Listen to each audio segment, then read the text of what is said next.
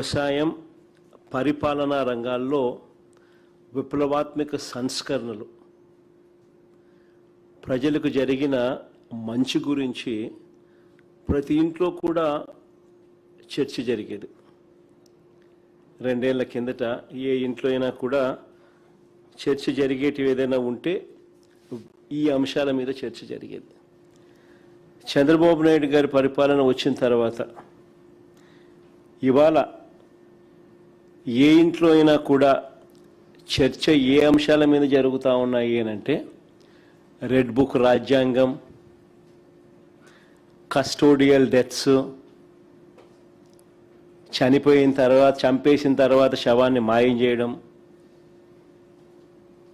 ఇక్కడి నుంచి మొదలెడితే చంద్రబాబు చేసిన సూపర్ 6, సూపర్ 7ల మోసాలు, ఆయన చెప్తా ఉన్న అబద్ధాలు, ఆయన చేస్తూ ఉన్న టాపిక్ డైవర్షన్స్, వీటికి సంబంధించిన చర్చే ఈరోజు ప్రతి ఇంట్లో కూడా ఈరోజు జరుగుతూ ఉంది. రాష్ట్రంలో పరిస్థితి ఏమిటి అని అంటే రూల్ ఆఫ్ లా పక్కకెళ్ళిపోయి రూల్ ఆఫ్ ఫియర్ ఈరోజు రాష్ట్రంలో రాజ్యం ఏలుతూ ఉంది. పోలీస్ స్టేషన్లకు వెళ్తే న్యాయం జరుగుతుందన్న నమ్మకం ఈరోజు ఎక్కడా కూడా సన్నగిల్లిపోయింది. ఈరోజు రాష్ట్ర ప్రజల పరిస్థితి ఏమిటి అని అంటే పోలీస్ స్టేషన్లకు పోవాలంటే భయపడే పరిస్థితిలోకి ఈరోజు రాష్ట్ర ప్రజలు వచ్చిన పరిస్థితులు ఈరోజు రాష్ట్రంలో కనిపిస్తూ ఉన్నాయి. ఒకసారి గమనిస్తే ఇవన్నీ కూడా యాదృచ్ఛికంగా జరిగినవి కావు. ఈ పరిస్థితి ఈ మాదిరిగా తయారైంది. ఈ మాదిరిగా పరిస్థితి తయారు కావడానికి కారణం ఏమిటి అని అంటే చంద్రబాబు గారు తాను చేస్తూ ఉన్న దోపిడీని, అవినీతిని, దుర్మార్గపు పరిపాలనను, తాను మోసం చేసిన సూపర్ 6లు, సూపర్ 7ల ద్వారా మోసం చేసిన, తాను ఎన్నికలప్పుడు ఇచ్చిన బాండ్లు, వీటికి సంబంధించి ఎవరైనా కూడా చంద్రబాబు నాయుడు గారిని ప్రశ్నిస్తే ఆ ప్రశ్నించే కార్యక్రమంలో ఏ గొంతు వినపడినా కూడా ఆ గొంతును నొక్కే కార్యక్రమం. ఎప్పుడైతే చంద్రబాబు నాయుడు గారు చట్టాన్ని, పోలీస్ వ్యవస్థని తన చేతుల్లోకి తీసుకొని ఎవరైనా కూడా తనను ప్రశ్నిస్తే,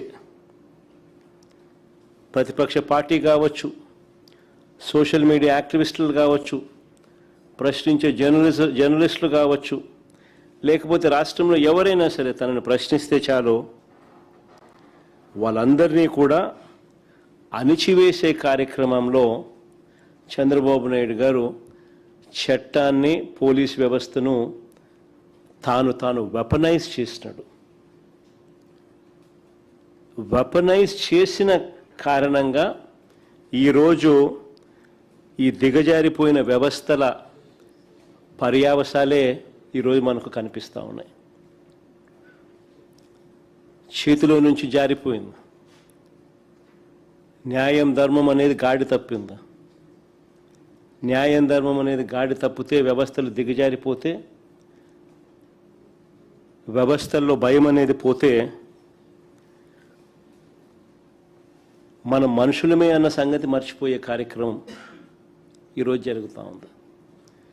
ఏమైనా మనం చేసినా కూడా పర్వాలేదు, ఎవరు మమ్మల్ని ఏమీ చేయలేరు అని ఎప్పుడైతే వీళ్ళంతటా వీళ్ళే ఆ ధైర్యం తెచ్చుకున్నప్పుడు వ్యవస్థలన్నీ కూడా దిగజారిపోయిన పరిస్థితులు వస్తాయి. ఈరోజు ఈ పర్యావసాలు కనిపిస్తూ ఉన్నాయి.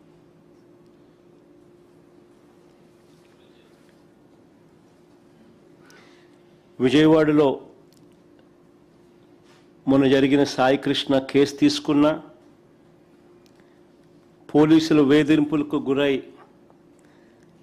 క్రాంతి కుమార్ అనే అబ్బాయి ఏకంగా వీడియో చేసి మరణ వాంగ్మూలం ఇచ్చి ఆత్మహత్య చేసుకున్న ఘటన అయినా సరే, కర్నూలు జిల్లాలో లాకప్ డెత్కు గురైన దళిత మహిళ గంగమ్మ కేసు తీసుకున్న, తెనాలిలో తిరుపతమ్మ కేసు తీసుకున్న, శ్రీకాకుళంలో సంతకవిటికి చెందిన కళావతి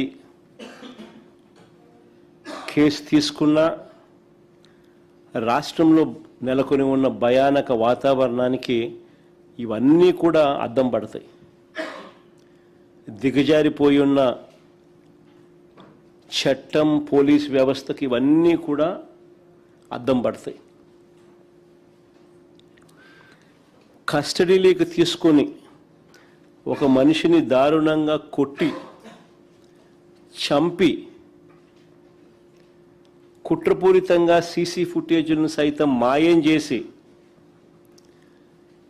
చివరికి శవం కూడా కనపడకుండా మాయం చేసి ఆ శవం ఎక్కడుందో, ఏం చేశారో, ఏమైందో కనీసం కుటుంబ సభ్యులకు బూడిద కూడా ఇవ్వని అత్యంత అమానవీయ పాశవిక ఘటన జరిగి, ఈ ఘటన కూడా ఎక్కడ జరిగింది? So called state head quarters. అంటే చంద్రబాబు నాయుడు గారి ఇంటికి ఆమడ దూరంలో.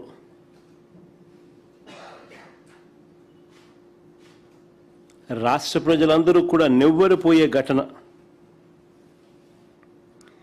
ఇవి ఒక్కొక్కటిగా కూడా బయటికి వస్తూ ఉంటే ఆంధ్రప్రదేశ్లో ఇలాంటివి జరగడం ఏమిటి అని చెప్పి చంద్రబాబు నాయుడు గారిని ఎవరూ కూడా నిలదీయకూడదట. ఇలాంటి ఘటనలు మనకు కనిపిస్తూ ఉన్నా, మన కళ్ళు ఎదుటే జరుగుతూ ఉన్నా, సాక్షాత్తు విజయవాడలోనే స్టేట్ హెడ్ క్వార్టర్స్లోనే ఇవన్నీ కూడా జరుగుతూ ఉన్నా కూడా చంద్రబాబు నాయుడు గారిని ఎవరు కూడా నిలదీయకూడదట. వీటి గురించి ప్రశ్నిస్తే, వీటి గురించి నిలదీస్తే వెంటనే వాళ్ళ దగ్గర నుంచి వచ్చే మాటలు ఏమిటి? క్రిమినల్స్కు మద్దతు ఇస్తారా అంటూ తాను ఎదురుదాడి చేయడమే కాకుండా తనకు తానా తందానా అనే ఎల్లో మీడియాతో కూడా ఇదే మాదిరిగానే రాతలు రాయి చేస్తారు. క్యారెక్టర్ అసాసినేషన్ జరిగిన ఘటనలో అమానవీయంగా ఒక వ్యక్తిని పోలీస్ కస్టడీలో తీసుకోవడం, కొట్టడం, చంపడం, కుట్రపూరితంగా సీసీ ఫుటేజ్ను మాయం చేయడం, చివరికి శవం కూడా మాయం చేసిన పరిస్థితి. చివరికి ఆ తల్లికి కనీసం బూడిద కూడా ఇవ్వని అత్యంత అమానవీయ పరిస్థితుల మధ్య. దాని గురించి ఎవరు మాట్లాడరు. సో కాల్డ్ ఎల్లో మీడియా తానా తందానా అని చంద్రబాబు నాయుడుకు భజన చేస్తూ ఉన్న వీళ్ళు మాట్లాడే మాటలు ఏమిటి? రౌడీ షీటర్కు మీరు సపోర్ట్ చేస్తారా అని ఇలాంటి మాటలు. నిజంగా ఈ టాపిక్ కూడా డైవర్ట్ చేయడానికి, ఆశ్చర్యకరంగా ఈ టాపిక్ డైవర్ట్ చేయడానికి చంద్రబాబు నాయుడు గారి పార్ట్నర్ కూడా, ఆయన కూడా ఒక సైడ్ క్యారెక్టర్ మాదిరిగానే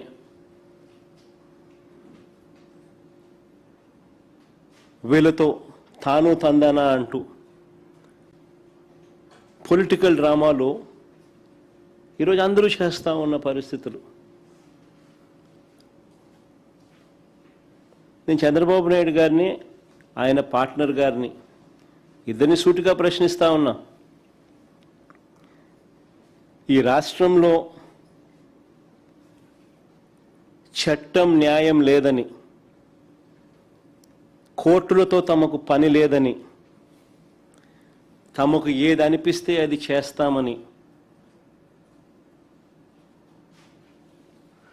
తమ చేతిలో ఉన్న కొంతమంది పోలీసులతో తామే శిక్షలు వేస్తామని, దొంగ కేసులు పెడతామని, చంపుతామని, బూడిద కూడా ఇవ్వమని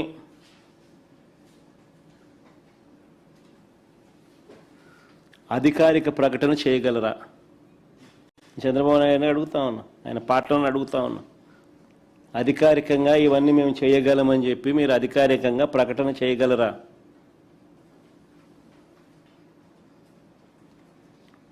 మీరు మాట్లాడుతూ ఉన్న మాటలకు అర్థం ఇదే.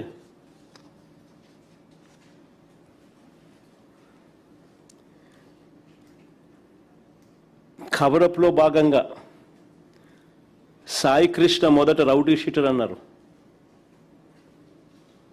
కవరప్లో భాగంగా ఇదే సాయి కృష్ణ అనే పిల్లాడిని మొదట రౌడీ షీటర్ అన్నారు. రౌడీ షీటర్ను వెనకేసుకొని వస్తారా అని కూడా ఎదురుదాడి చేశారు. జనం ఎప్పుడైతే చీకొట్టడం మొదలుపెట్టారో అప్పుడు వెంటనే మళ్ళీ యూటర్న్ తీసుకొని ఇదే చంద్రబాబు నాయుడు గారు తన మనుషుల చేత ఆ కుటుంబ సభ్యుల దగ్గరికి పంపించి చివరికి ఇదే సాయి కృష్ణ కుటుంబాన్ని తాను పిలిపించుకొని సెక్రటేరియట్లో వాళ్ళకు టైం ఇచ్చి వాళ్ళ పక్కన కూర్చొని వాళ్ళ చేయి పట్టుకొని ముసలి కన్నీరు కారుస్తూ న్యాయం చేస్తాను అని ఇదే చంద్రబాబు నాయుడు మళ్ళీ యూటర్న్ తీసుకొని ఇవే మాటలు.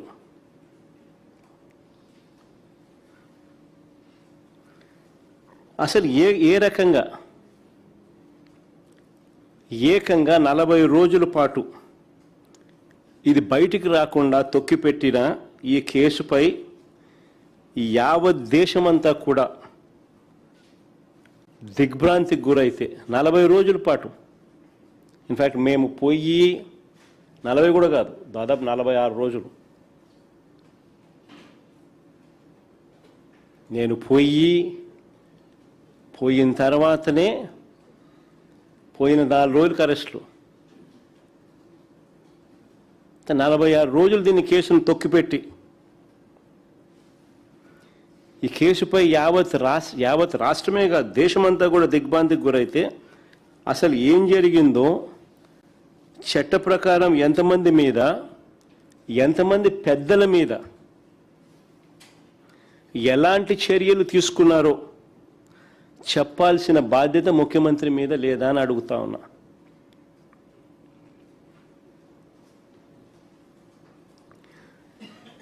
ఇంత జరిగినా కూడా ఇప్పటికీ కూడా చంద్రబాబు నాయుడు గారిలో కానీ ఈ ప్రభుత్వంలో కానీ ఎక్కడా కూడా చిత్తశుద్ధి అనేది కనిపించదు. ఎక్కడా కూడా ఏ కోశానైనా కూడా కనీసం రిమోర్స్ లేదు, పశ్చాత్తాపం లేదు.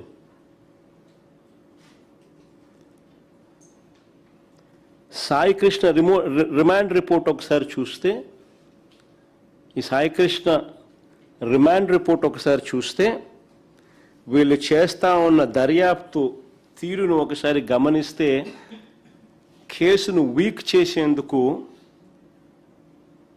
పై వాళ్ళను ఎలా కాపాడుతున్నారో చాలా స్పష్టంగా కూడా కనిపిస్తాయి ఆధారాలతో సహా.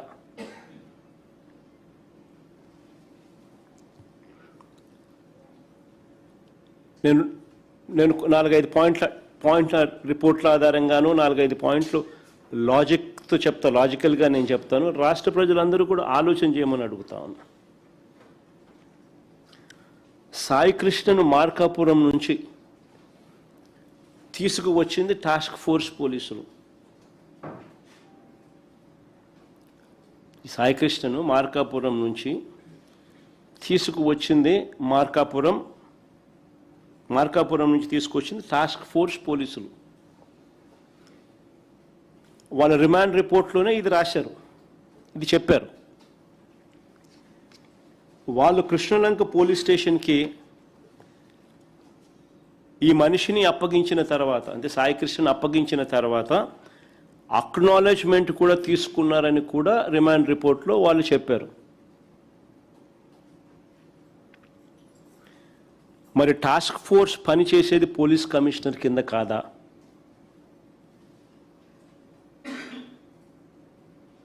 మరి టాస్క్ ఫోర్స్ పనిచేసేది పోలీస్ కమిషనర్ కింద కాదా?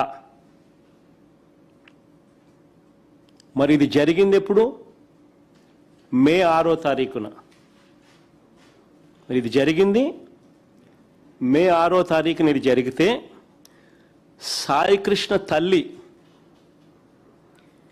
మే 28న, సాయి కృష్ణ తల్లి మే 28న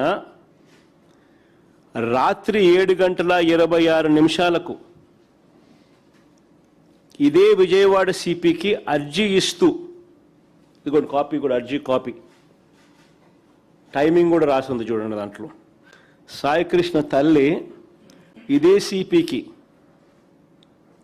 మే 28న రాత్రి 7:26 విజయవాడ సిపికి అర్జీ ఇస్తూ తన కొడుకును పోలీసులు తీసుకొచ్చారని, ఇప్పటి వరకు ఏ కోర్టులోనూ ప్రవేశపెట్టలేదని, లాకప్ డెత్ చేశారన్న అనుమానాలు ఉన్నాయని, అత్యవసరంగా ఈ కేసులో జోక్యం చేసుకోమని అడిగితే ఇదే సిపి పట్టించుకోలేదు. ఇదే సిపి పట్టించుకోలేదు. ఇదే సిపి ఆధ్వర్యంలో పనిచేస్తా ఉన్న టాస్క్ ఫోర్సు ఈ పిల్లాడిని తీసుకొస్తారు. మే 6వ తారీఖున కృష్ణలంక పోలీస్ స్టేషన్లో పోలీస్ స్టేషన్కి అప్పచెప్తారు. అప్పచెప్పిన తర్వాత అక్నాలెడ్జ్మెంట్ కూడా తీసుకుంటారు. టాస్క్ ఫోర్స్ అన్నది సిపి అధీనంలో పనిచేస్తుంది. అదే సిపికే సాయి కృష్ణ తల్లి మళ్ళీ మే 28వ తారీఖున, మే 6వ తారీఖున జరిగితే మే 28వ తారీఖున సాయి కృష్ణ తల్లి అదే సిపికే అర్జీ పెట్టుకుంటే, ఇవన్నీ కూడా డౌట్స్ రేస్ చేస్తూ అర్జీ పెట్టుకుంటే కూడా సిపి పట్టించుకునే పరిస్థితి లేదు. తర్వాత సాయి కృష్ణ బంధువులు, దీని తర్వాత మళ్ళీ సాయి కృష్ణ బంధువులు డీజీపీ గారికి కూడా చెప్పినారు. డీజీపీ గారిని కూడా అప్రోచ్ అయ్యి డీజీపీకి కూడా చెప్పారు. చెప్పినా ఆయన పట్టించుకోలేదు.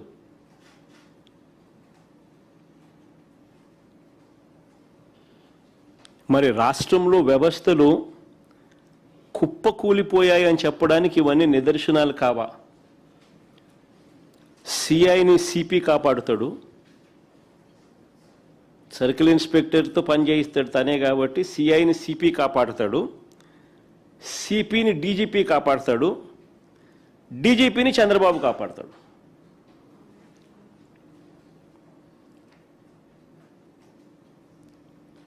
ఇవన్నీ రాష్ట్రంలో కనిపిస్తా ఉన్నా, మన కళ్ళ ఎదుటే కనిపిస్తా ఉన్న సాక్ష్యాలు. కుప్పకూలిన పోలీస్ వ్యవస్థ, దిగజారిపోయిన పోలీస్ వ్యవస్థకు అద్దం పడతా ఉన్నాయి. మరో ఘటన దీనికి కనెక్టెడే, దీనికి రిలేటెడే. మరో ఘటన, దళిత యువకుడు క్రాంతి కుమార్ వీడియో. దళిత యువకుడు క్రాంతి కుమార్ మరణ వాంగ్మూలం ఇస్తూ సోషల్ మీడియాలో తాను మాట్లాడి ఆత్మహత్య చేసుకున్న వీడియో వైరల్ అవుతా ఉంది.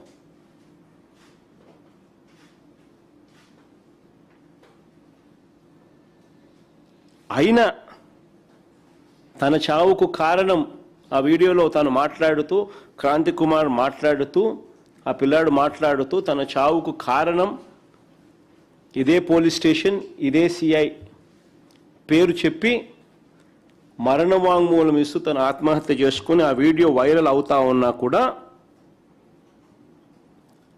ఇదే సిపి పరిధిలోకే వస్తుంది. ఇదే సిపి పరిధి. ఏం చేస్తున్నాడు? ఏం చేయరు.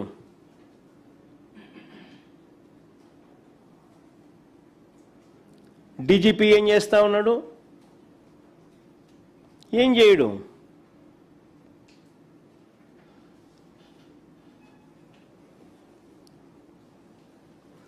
మరి క్రాంతి కుమార్ మరణ వాంగ్మూలానికి విలువ లేదా?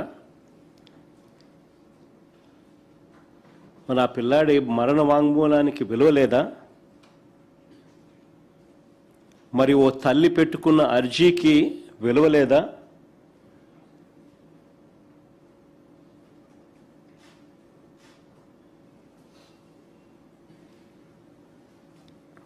తన కొడుకు కోసం సాయికృష్ణ తల్లి వేదన పడుతూ రోజు పోలీస్ స్టేషన్ల చుట్టూ తిరుగుతూ అర్జీలు పెట్టుకున్న దానికి విలువ లేదు. ఓ యంగ్స్టర్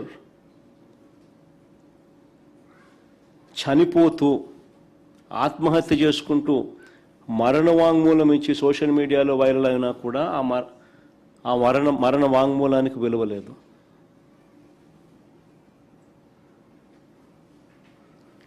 నేరాన్ని కప్పిపెట్టి నిందితుల్ని ప్రోత్సహించిన ఇదే సిపిని, నేరాన్ని కప్పిపెట్టి 46 రోజులు పట్టింది. జగన్ పోతే కానీ, జగన్ పోయిన 4 రోజులకు కానీ అరెస్టులు కాల.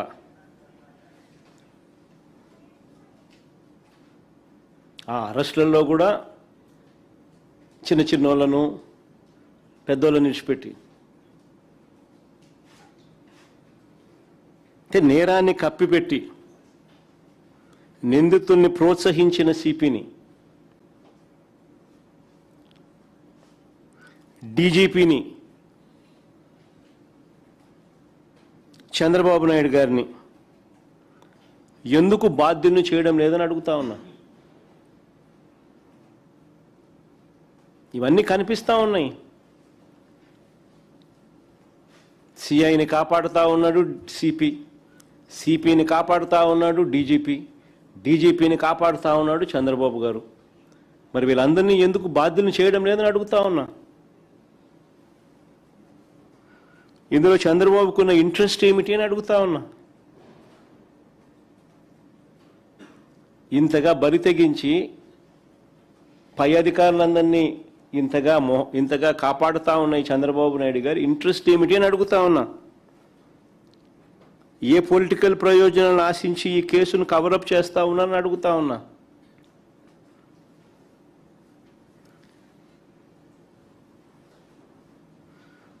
ఎప్పుడు ఈ ఘటనలు జరిగాయి, ఎన్ని రోజుల తర్వాత తప్పనిసరి పరిస్థితుల్లో వీళ్ళు రియాక్ట్ కాక తప్పలేదు? అసలు ఈ ఘటన గన ఇంత పెద్దది కాకపోయిందంటే, జగన్ కూడా పోకపోయిందంటే అసలు ఇన్సిడెంటే లేదు, కవరప్.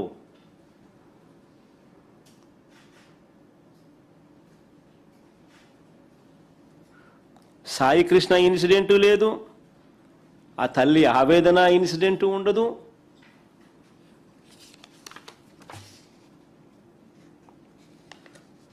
ఇంకో పిల్లాడు క్రాంతి కుమార్ ఇన్సిడెంటు లేదు. తన ఆత్మహత్య సోషల్ మీడియాలో వైరల్ అవుతా ఉన్న మరణ వాంగ్మూలము ఏమీ లేవు.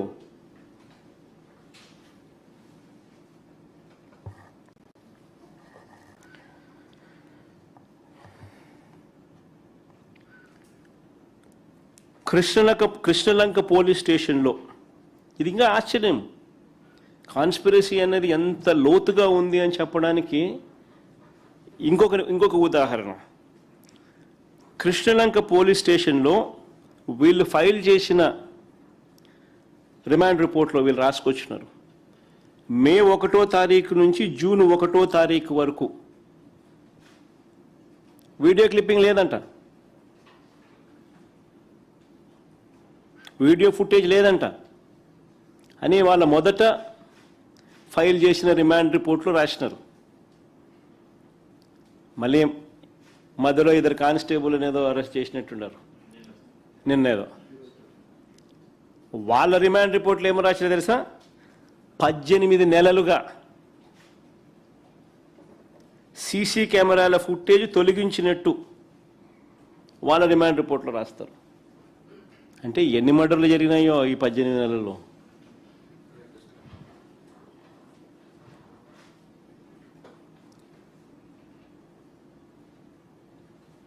పద్దెనిమిది నెలలుగా లేదంట. ఇది ఎలా సాధ్యమని అడుగుతా ఉన్నాను. ఇక విజయవాడ ఈ సోకాల్డ్ స్టేట్ హెడ్ క్వార్టర్స్.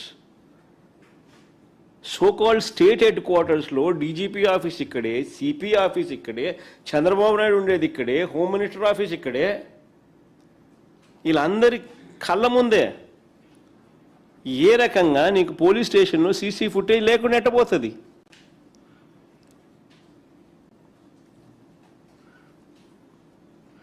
ఎవరికి నచ్చినట్లు వాళ్ళు డిలీట్ చేయడం కుదురుతుందా? ఎవరికి నచ్చినట్టుగా వాళ్ళు డిలీట్ చేసుకుంటూ పోవడం కుదురుతుందా? మరి ఎందుకు పెట్టడం? ఎందుకు మీ ఇష్టమైనట్టు మీరు డిలీట్ చేసుకుంటా ఉన్నప్పుడు? మరి సుప్రీంకోర్టు జడ్జిమెంట్లు ఎందుకు? హైకోర్టు జడ్జిమెంట్లు ఎందుకు?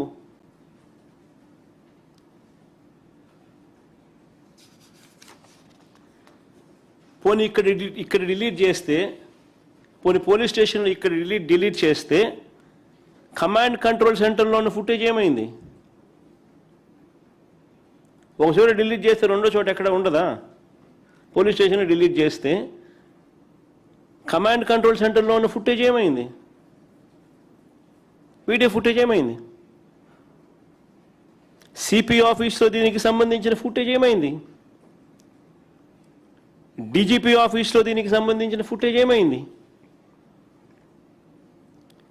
పోలీసు వ్యవస్థను నిజంగా ఎలా దుర్వినియోగం చేస్తూ ఉన్నారు అని చెప్పడానికి ఇది ఇంకొక నిదర్శనం కాదా అని అడుగుతా ఉన్నా.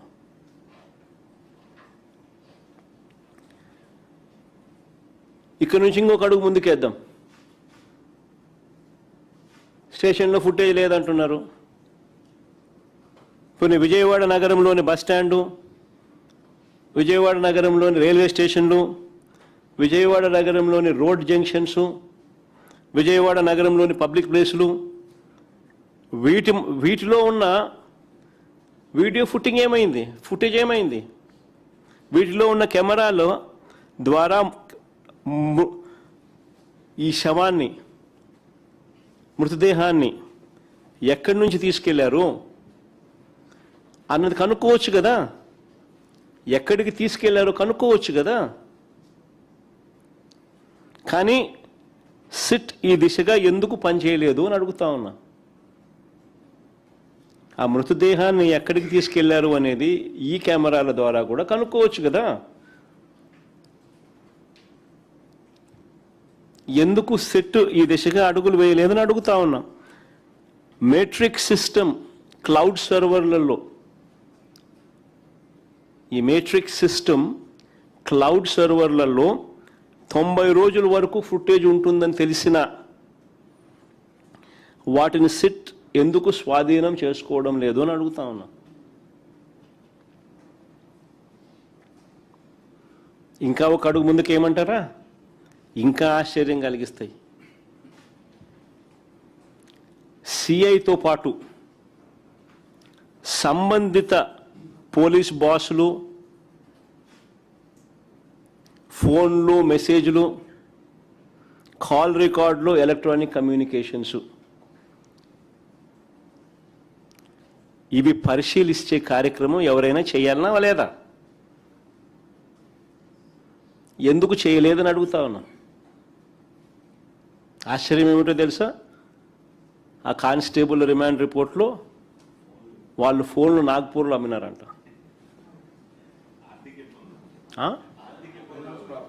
ఆర్థిక ఇబ్బందుల వల్ల వాళ్ళ ఫోన్ నాగ్పూర్లో వాళ్ళు అమ్మినారంట. అసలు ఏమిది?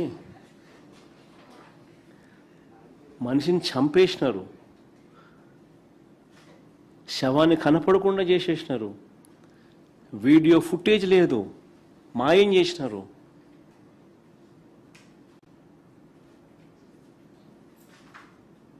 ఫోన్లు నాగపూర్లో అమ్మినారంట. నిజంగా ఈ ఘటన ఎలాంటి ఘటన అంటే నిజంగా ఎంటికలు లేస్తూనే పడతాయి.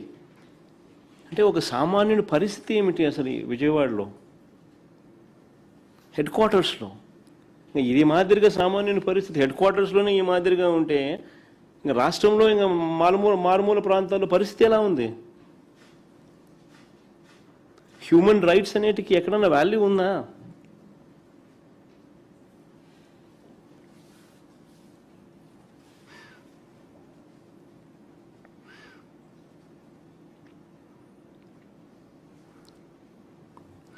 చంద్రబాబు గారి పాలనలో ఇలా వ్యవస్థలను వాటికి బాధ్యత వహిస్తున్న వాళ్ళు ఈ మాదిరిగా కుమ్మక్కవడం కొత్త ఏం కాదు. ఈ 2 ఏళ్లలో చూస్తే ఇదే కనిపిస్తుంది. ఈ ఒక్క కేసే కాదు, ఇట్లాంటి శతకోటి ఉదాహరణలు ఇవ్వచ్చు. సీసీ ఫుటేజ్ మాయం సహా ఆధారాలు నాశనం చేయడం, తమ తప్పులను కప్పిపుచ్చుకోవడం, తప్పుడు సాక్ష్యాలను క్రియేట్ చేయడం, న్యాయస్థానాలను పక్కదోవ పట్టించడం, చివరికి కొన్ని కేసుల్లో అయితే వీళ్ళే డబ్బు కూడా తీసుకుని పెడుతున్నారు.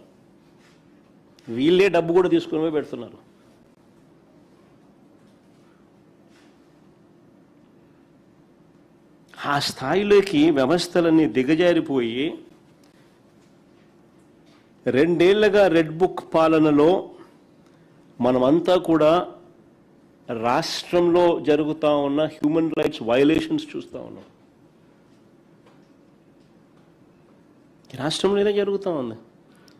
ఒకరిని పిన్ పాయింట్గా ఐడెంటిఫై చేస్తున్నారు, వాళ్ళని ఇరికిచ్చే కార్యక్రమంలో ఎక్కడా కూడా మారల్స్ లేవు, ఎథిక్స్ లేవు, స్క్రూపుల్స్ లేవు. వాళ్ళ జీవితాలు నాశనం చేస్తున్నామన్న ఎక్కడా కూడా పశ్చాత్తాపం కూడా లేదు.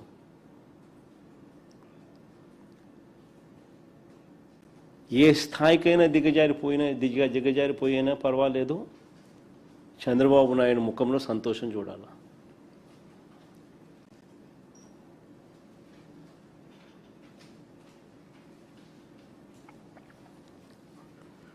నిజంగా ఇవన్నీ చూసినప్పుడే జంగల్ రాజ్ అంటారు.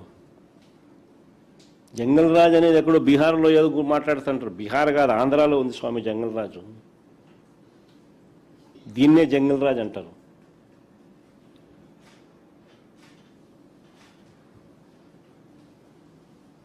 అడ్డు అదుపు లేకుండా ఏమైనా చేసేస్తాం మేము అనే దాన్నే జంగల్ రాజ్ అంటారు.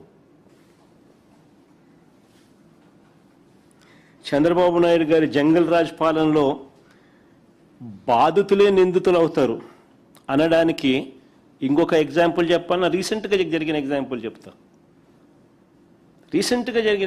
చెప్తా. బాధితులే చంద్రబాబు నాయుడు గారి పాలనలో నిందితులు అవుతారు అని చెప్పడానికి ఇంకొక చిన్న ఎగ్జాంపుల్.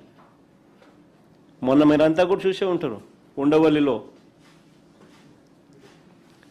రైతుల కోరిక మేరకు మా పార్టీకి సంబంధించిన నాయకులు, మా పార్టీకి సంబంధించిన టీము రైతుల కోరిక మేరకు ఆ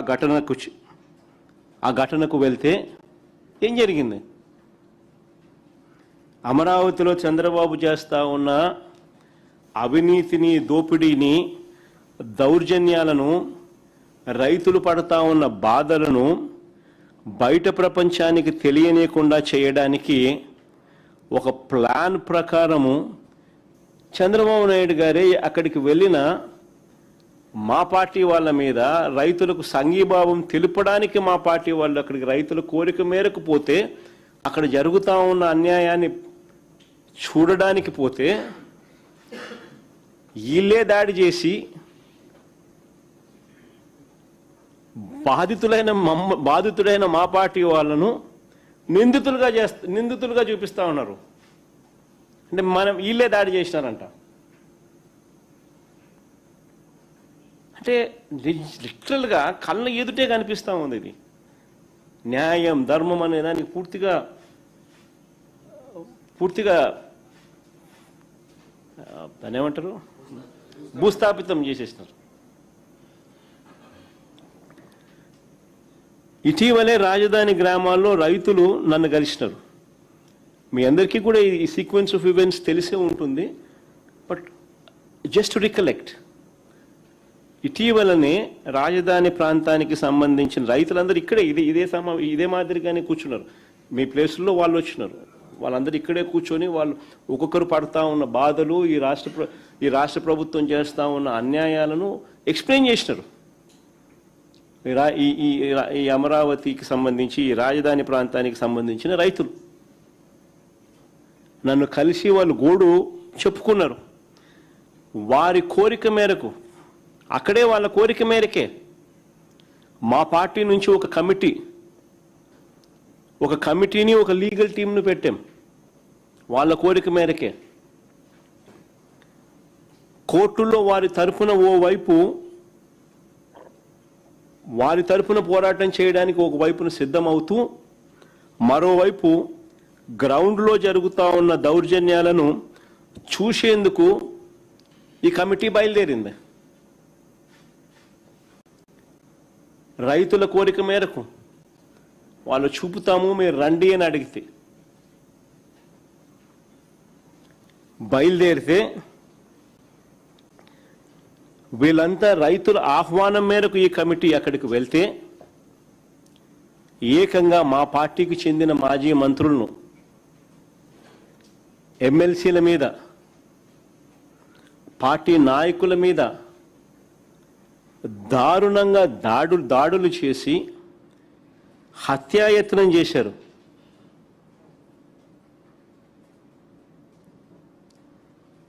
కారద్దాలు పగలగొట్టారు, రాళ్ళు విసిరినారు. ఆ రాళ్ల గాయాలతో కానిస్టేబుల్కి కూడా గాయాలై, కానిస్టేబుల్ కూడా ఒక మనిషి హాస్పిటలైజ్ అయినాడు. మళ్ళీ తిరిగి మా వాళ్ళ మీదే మేమే దాడులు చేసినట్టుగా ఎదురు కేసులు మా వాళ్ళ మీదనే.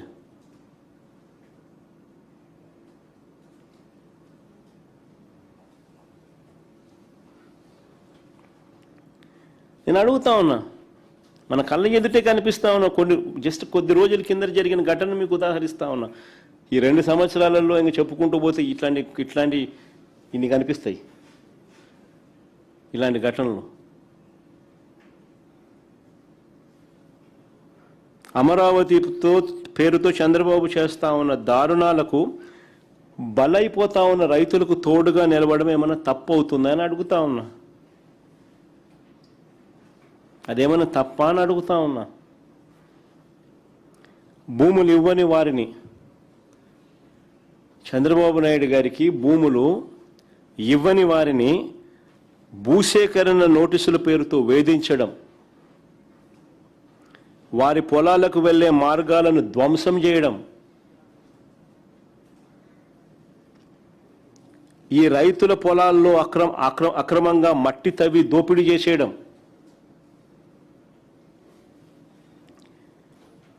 ఇంకా దారుణం ఏమిటంటే కొండవీటి వాగు నీటిని వీరి భూముల్లోకి బలవంతంగా మళ్లించి వాళ్ళ భూముల చుట్టూ నీళ్లు నింపేసి చివరకు గత్యంతరం లేని పరిస్థితిలో వాళ్ళు దాన్ని వదిలేసుకునే పరిస్థితి క్రియేట్ చేసే కార్యక్రమం రాష్ట్ర ప్రభుత్వమే చేస్తే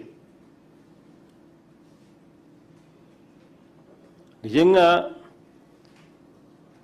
విలన్లు అనే వాళ్ళు ఎక్కడో సినిమాల్లో ఉండరు. చంద్రబాబు గారు రూపంలోనే ఇక్కడే కనిపిస్తూ ఉన్నారు.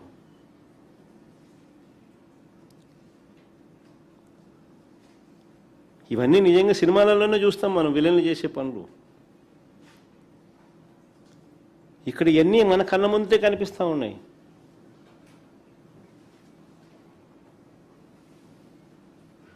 మరి ఇవన్నీ దారుణాలు కావా అని అడుగుతా ఉన్నా. దాడులకు గురైన మా మాజీ మంత్రులు, ఎమ్మెల్సీలు, మా పార్టీ నాయకులు వీళ్ళందరినీ ఏమంటున్నారు? రౌడీ షీటర్లు అంట వీళ్ళంతా. మా పార్టీ మంత్రులు, మా పార్టీ ఎమ్మెల్సీలు, మా పార్టీ నాయకులు ఎవరైతే రైతులకు సంఘీభావం తెలుపుతూ అక్కడికి వెళ్ళారో వాళ్ళంతా రౌడీ షీటర్లు అంట. దాడి చేసింది నువ్వు, కొట్టింది నువ్వు, కొట్టించింది నువ్వు, రాళ్ళేసింది నువ్వు, కారద్దాలు పగలగొట్టింది నువ్వు, రౌడీలను పెట్టుకుంది నువ్వు, మా వాళ్ళ రౌడీ షీటర్లు అంటారు. నిజంగా ఎన్టీఆర్ గారు గన బతికుంటే చంద్రబాబు నాయుడు గారిని ప్రశ్నించేంత సమయం ఆయనకు ఉండింటే ఆయన కూడా రౌడీ షీటర్ అనేందుకు. ఎన్టీఆర్ గారైనా అంతే, లక్ష్మీపార్వతి గారైనా అంతే. ఎవరైనా ఆయన ప్రశ్నిస్తే రౌడీ షీటరే.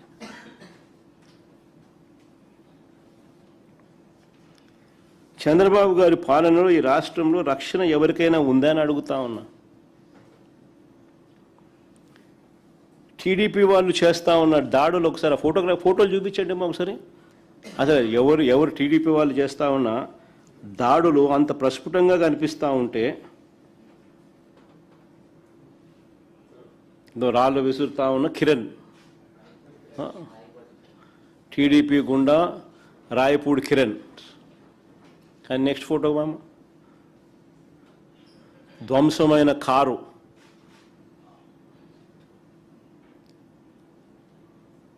టీడీపీ నేత పెంచలయ్య రాయి పట్టుకొని,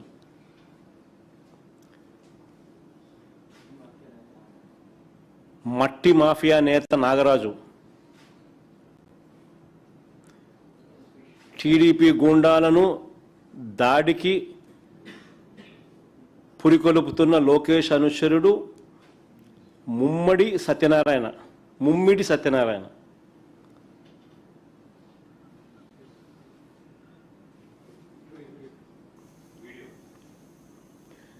టీడీపీ ఆశ్చర్యం ఏంటంటే ఇవన్నీ కనిపిస్తూ ఉన్నాయి. ఇవన్నీ కనిపిస్తూ ఉన్నా కూడా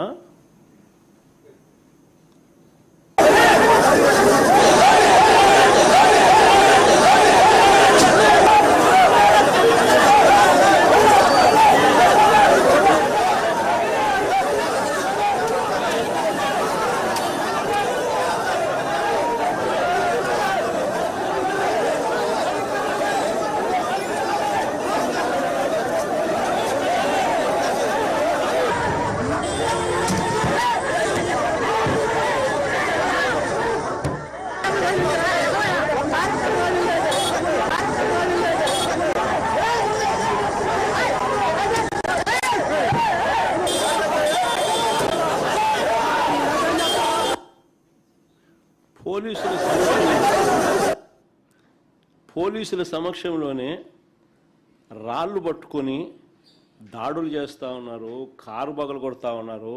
అన్ని పోలీసుల సమక్షంలోనే జరుగుతూ ఉన్నాయి. చివరికి ఒక పోలీస్ కానిస్టేబుల్ కూడా ఈ దాడిలో పాపం దెబ్బలు తగిలినాయి, హాస్పిటలైజ్ అయినాడు. అట్లాంటిది తిరిగి మా వాళ్ళ మీదనే తప్పుడు కేసులు ఎందుకు పెడతా ఉన్నారు? అంటే ఏమైనా పాకిస్తానా, అదేమన్నా బార్డర్, అదేమన్నా ఎందుకు మా వాళ్ళ మీద కేసులు పెడతా ఉన్నారు? తప్పు చేసేది మీరు, కేసులు మా వాళ్ళ మీద పెడతా ఉన్నారు. నిజంగా కొందరు పోలీసులు పొలిటికల్ ఏజెంట్లుగా పని చేస్తూ ఉన్నారు అన్నదానికి ఇవన్నీ నిదర్శనాలు.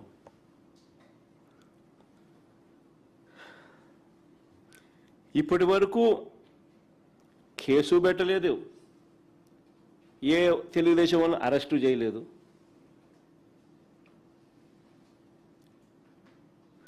కళ్ళ ముందరే కనిపిస్తుంది, రాళ్ళతో కొడతాడు ఒక పోలీసు ఆయన నివారిస్తున్నాడు, అయినా కానీ ఇట్లా అంటున్నాడు, కొడుతున్నాడు.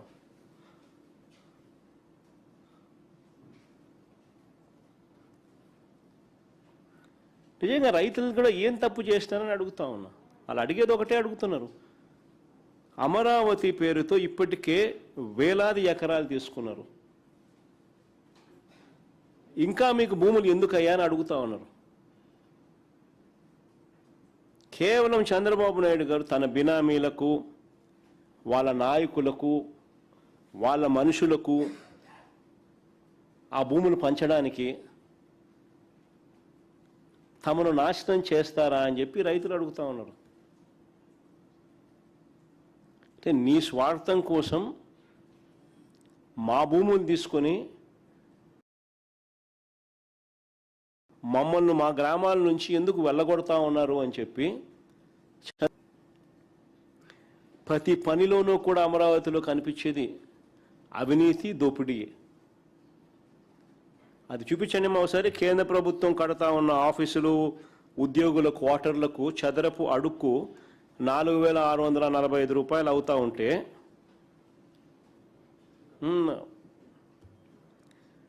కేంద్ర ప్రభుత్వం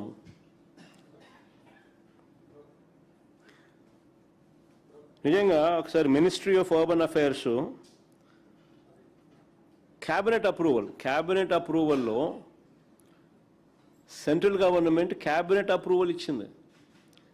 cost per SFT ministry of urban affairs release చేసిన ప్రెస్ రిలీజ్ ఇది.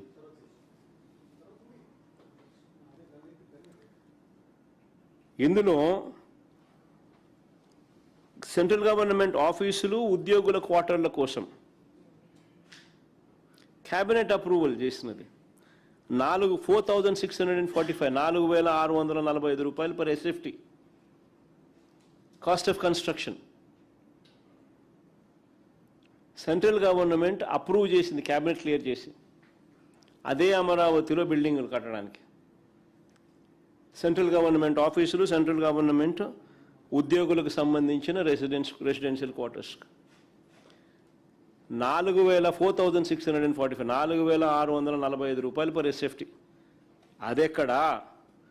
మరోవైపు చంద్రబాబు కడతా ఉన్న కొత్త సెక్రటేరియట్ నిర్మాణం కోసం ఆయన ఖర్చు చేస్తూ ఉన్నది అడుక్కు 20,439 రూపాయలు పర్ ఎస్ఎఫ్టీ. చంద్రబాబు నాయుడు కడతా ఉన్న సెక్రటేరియట్ దేశంలో ఎక్కడా లేని విధంగా 52 లక్షల ఎస్ఎఫ్టీ.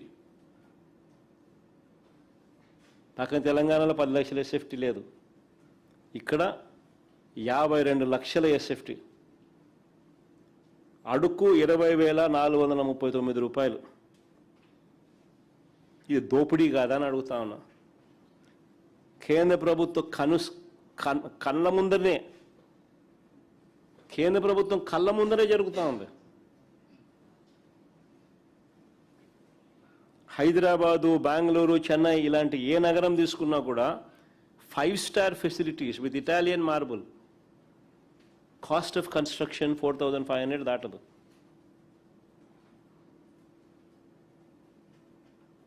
ఇది 20,439 రూపాయలు. నేషనల్ హైవే నిర్మాణం కిలోమీటర్కి ఎంత తెలుసా? కేంద్ర ప్రభుత్వం లిఖితపూర్వకంగా పార్లమెంట్లో ఒక క్వశ్చన్ అడిగితే ఆ క్వశ్చన్కు సమాధానం చెబుతూ లిఖితపూర్వకంగా ఇచ్చింది. కిలోమీటర్కు 24 కోట్లు అవుతుందని.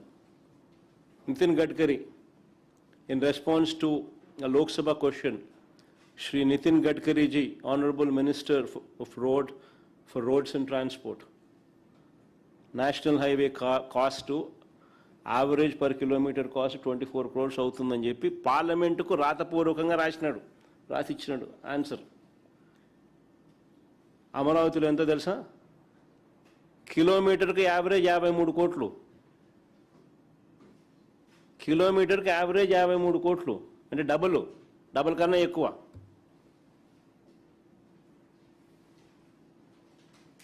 ఇవన్నీ బయటికి రాకూడదని, రైతులు పడతా ఉన్న ఇబ్బందులు బయటికి రాకూడదు, రైతులకు ఆయన చేస్తూ ఉన్న అన్యాయం, మోసం బయటికి రాకూడదు, అమరావతిలో ఆయన చేస్తూ ఉన్న దోపిడీ బయటికి రాకూడదు. ఇవన్నీ బయటికి రాకూడదనే కదా ఈ దాడులు. ఎవరైనా ప్రశ్నిస్తే ఆ ప్రశ్నించే ఆ గొంతును నలిపేయడానికే కదా ఈ దాడులన్నీ. సరే, నెక్స్ట్ టాపిక్ పోదాం. అమరావతిలో రైతుల పరిస్థితి ఇంత ఇబ్బందికర పరిస్థితి అమరావతిలో ఉంటే రాష్ట్ర వ్యాప్తంగా రైతుల గురించి ఒకసారి, రైతుల సమస్యల గురించి ఒకసారి, రాష్ట్రంలో ఇప్పుడు ఉన్న పరిస్థితుల గురించి ఒకసారి మాట్లాడుకుందాం. ఏ పంటకు కూడా గిట్టుబాటు ధర లేదు. గిట్టుబాటు ధర లేక రైతులు గగ్గోలు పెడతా ఉన్నారు. రాష్ట్రంలో ఏ జిల్లా తీసుకున్నా రైతుల సమస్యలే కనిపిస్తాయి. రైతులు రోడ్లపైనే కనిపిస్తూ ఉన్నారు. ట్రాక్టర్ల మీద చంద్రబాబు నాయుడు గారు గవర్నమెంట్ను మీద ప్రొటెస్ట్ చేస్తూనే కనిపిస్తూ ఉన్నారు. అయినా ఇవేమి చంద్రబాబు నాయుడు గారికి పట్టవు. 3 బడ్జెట్లు పెట్టినా కూడా ధరల స్థిరీకరణ నిధికి అరకొర నిధులే. అదే మా హయాంలో ప్రతి ఏటా 3,000 కోట్ల రూపాయలతో ధరల స్థిరీకరణ నిధి పెట్టి ఏకంగా ఆర్బీకేలలో పోస్టర్లు పెట్టేవాళ్ళం. ఇది ఈ పంటకు ఇది గిట్టుబాటు ధర అని ఆర్బీకేలో పోస్టర్లు కనిపించేటివి. ఏ పంటకు గిట్టుబాటు ధర రాని పరిస్థితి ఉన్నా కూడా ఆ ఆర్బీకే పరిధిలోనే సీఎం యాప్ అంటే continuous monitoring of agricultural price and procurement activate అయ్యేది. ఆ ఆర్బీకే అసిస్టెంట్ అగ్రికల్చరల్ గ్రాడ్యుయేట్ ఎవరైతే ఉన్నారో వెంటనే మెసేజ్ పంపేవాళ్ళు ఆ సీఎం యాప్ ద్వారా. జాయింట్ కలెక్టర్ మార్క్ఫెడ్ జాయింట్ ఎండి జేసీ వెంటనే ఆర్బీకే పరిధిలో ఇంటర్వ్యూన్ అయ్యేవాడు.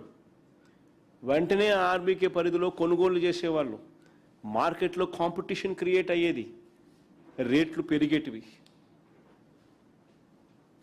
ఏకంగా 7,800 కోట్ల రూపాయలు మా 5 సంవత్సరాలలో మేము మార్కెట్ ఇంటర్వెన్షన్ కింద ధరల స్థిరీకరణ నిధి కింద ఇంటర్వ్యూన్ అయి రైతుల కష్టాలలో తోడుగా ఉండి ప్రతి పంటకు గిట్టుబాటు ధర వచ్చేట్టుగా చేసినాం. ఈరోజు చంద్రబాబు నాయుడు గారి పుణ్యమాని ఈ ధరల స్థిరీకరణ నిధిని పూర్తిగా భ్రష్టు పట్టించినారు.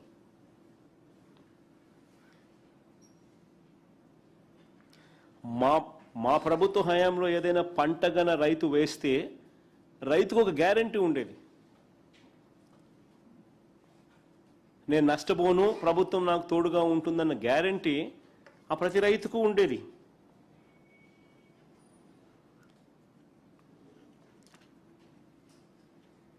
ఇవాళ పంట దెబ్బతింటే కనీసం ఉచిత పంటల బీమా కూడా లేదు. మా ప్రభుత్వ హయాంలో అమలు అవుతా ఉన్న ఉచిత పంటల బీమా ఈరోజు పూర్తిగా రద్దు చేసేసినారు.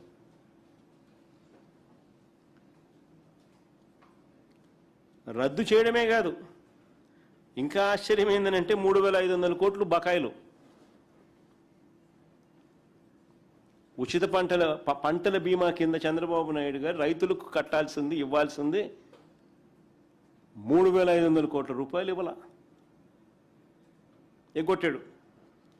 ఇన్పుట్ సబ్సిడీ రూపంలో చంద్రబాబు నాయుడు గారు ఏ సీజన్లో నష్టం జరిగితే ఆ సీజన్ ముగిసేలోగానే వచ్చే ఇన్పుట్ సబ్సిడీ ఈరోజు పూర్తిగా మంగళం పాడేసినాడు.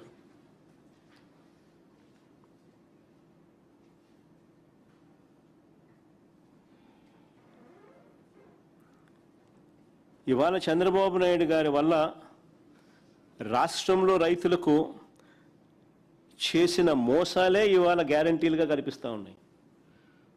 బాబు పాలన మోసం గ్యారంటీ అనేదే ఈరోజు ప్రతి రైతుకు కనిపిస్తూ ఉంది. చంద్రబాబు నాయుడు గారు అధికారంలోకి వచ్చి వరుసగా 2వ ఏడాది కూడా పొగాకు రైతులు ఈరోజు రోడ్లు ఎక్కుతూ ఉన్నారు. వరుసగా 2వ ఏడాది. లాస్ట్ ఇయర్ నేను కూడా పోయినా. పొగాకు ధరలు పతనమైతే ఆ రైతులకు తోడుగా నిలబడే కార్యక్రమం నేను కూడా చేస్తే 2వ ఏడాది ఈసారి వరుసగా మళ్ళీ పొగాకు ధరలు పడిపోయిన పరిస్థితి. మా ప్రభుత్వంలో చరిత్రలో ఎప్పుడు చూడని విధంగా తొలిసారి బిడ్డింగ్ ప్లాట్ఫామ్స్ మీదకి మార్క్ఫెడ్ ప్రవేశం చేసింది. మార్క్ఫెడ్ ద్వారా మనం కొనుగోలు చేసేవాళ్ళం, మార్కెట్లో కాంపిటీషన్ క్రియేట్ చేసేవాళ్ళం. పొగాకు రైతులకు మా హయాంలో ఒక భరోసా ఉండేది. ఇది central government ministry of commerce అప్పట్లో ప్రెస్ రిలీజ్ చేసింది. నన్ను చూడండి ఒకసారి చదివితే సెంట్రల్ గవర్నమెంట్ చెప్పింది హైయెస్ట్ రికార్డ్ రేట్ వచ్చింది 2023-24లో ఫార్మర్స్కు, పొగాకు రైతులకు 285 రూపాయల యావరేజ్ ప్రైసు. మ్యాక్సిమం రేటు 411 రూపాయలు హైయెస్ట్ క్వాలిటీకి. కేంద్ర ప్రభుత్వం union ministry of commerce press released record అని చెప్పిస్తూ వైఎస్ఆర్సీపీ రెజీమ్లో 2023-24కు సంబంధించిన డేటా రిలీజ్ చేస్తూ ఈరోజు వరుసగా 2వ ఏడాది పొగాకు రైతులు రోడ్డు మీదే కనిపిస్తూ ఉన్నారు. ముఖ్యమంత్రి గారేమో పొగాకు కొనుగోలు కంపెనీలతో చంద్రబాబు గారు సమావేశమై కనిష్ట ధర 200 రూపాయలకు తగ్గకూడదని గట్టిగా చెప్పాడని ఎల్లో మీడియాలో ఒకటే ఊదరగొట్టడం చూసాం మనం. ఈయన చెప్పాడో లేడో కానీ రేటు 160కి పడిపోయింది, డబాల్. ఎల్లో మీడియా ఏమో దాని ముందు రోజంతా భజన. చంద్రబాబు నాయుడు హుకుం జారీ 200 రూపాయలు తగ్గకూడదు కనిష్ట ధర అని ఈయన చెప్పినాడు అని చెప్పి పేపర్లో వచ్చింది. మరుసటి రోజు 160కి పడింది.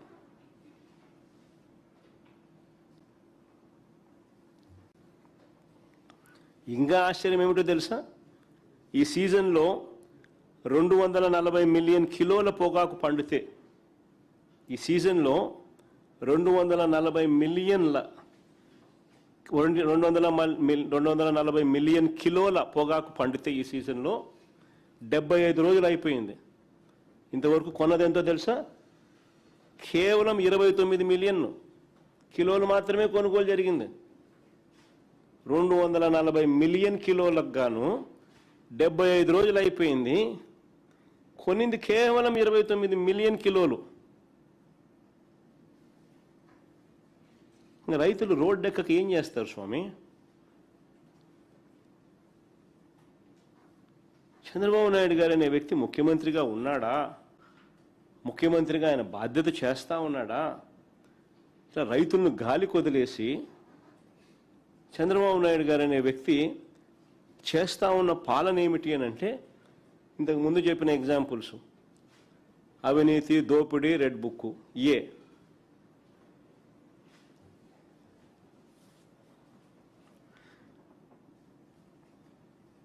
ఇంకా ఆక్వా ఫార్మర్స్కి పోదాం. ఇటు ఆక్వా విషయంలో కూడా అంతే. మా ప్రభుత్వం ఒక చట్టం చేసి, మా ప్రభుత్వ హయాంలో ఒక చట్టం తీసుకొచ్చాం, ఆప్సిడా చట్టం. Andhra Pradesh state aqua culture development authority సంస్థను ఏర్పాటు చేశాం. చీఫ్ మినిస్టరే దానికి చైర్మన్గా, చీఫ్ మినిస్టరే దానికి హెడ్ చేసేట్టుగా, చీఫ్ మినిస్టర్ ఆధ్వర్యంలోనే ఆప్సిడా పనిచేసేట్టుగా చేసినాం చట్టాన్ని తీసుకొచ్చి. ఈ ఆప్సిడా చట్టం ఫీడు, సీడు సహా ఆక్వా కొనుగోలు రేట్లు కూడా రెగ్యులేట్ చేసే అథారిటీ. That is ఆప్సిడా.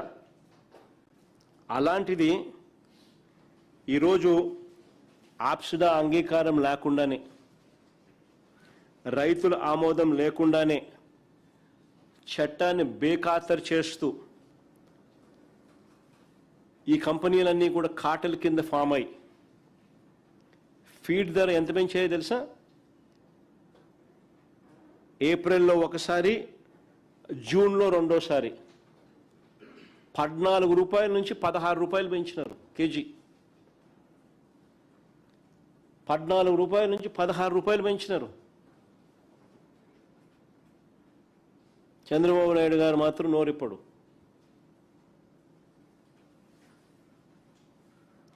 మరోవైపు ఇదే కార్టెల్, ఇదే సిండికేట్ ఫీడ్ ధరలు ఒకవైపున పెరుగుతాయి, రెండో వైపున చూస్తే పంట చేతికి వచ్చేసరికి రేట్లు క్రాష్. 100 కౌంట్ రొయ్యలు 270 నుంచి క్రాష్, పంట చేతికి వచ్చేసరికి 220, 240, 225 అని చెప్తున్నారు. పంట చేతికి వచ్చేసరికి పంట ఏమో క్రాష్, ఫీడ్ ధరలు చూస్తే ఒకవైపున పెరిగిపోతూ ఉన్నాయి.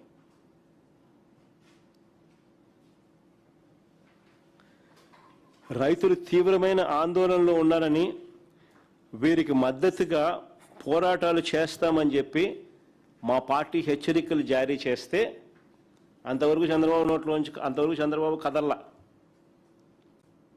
ఆక్వా రైతులు వచ్చి నన్ను కలిసి వాళ్ళ గోడు వెలుబుచ్చుకుంటే వాళ్ళ తరపున వైఎస్ఆర్సీపీ నిలబడుతుంది అని గట్టిగా భరోసా ఇస్తే అప్పుడు చంద్రబాబు నాయుడు గారిలో కొద్దిగా రియాక్షన్. ఆ ఎల్లో మీడియాలో రాయిస్తారు 4 రూపాయలు తగ్గించమని సీఎం ఆదేశాలని. ఈయన చెప్పాడో లేడో, ఈయన 4 అని చెప్పినాడో వాళ్ళు 2 కుదిచ్చినారు దాన్ని. అంటే పెంచేదేమో 14, 16 రూపాయలు పెంచుతారు, తగ్గించేదేమో ముస్టేసినట్టు 2 రూపాయలు తగ్గిస్తారు. ఈ రాష్ట్రంలో ఆక్వా సాగులో ఉన్న రైతన్నలు పడతా ఉన్న ఇబ్బందులు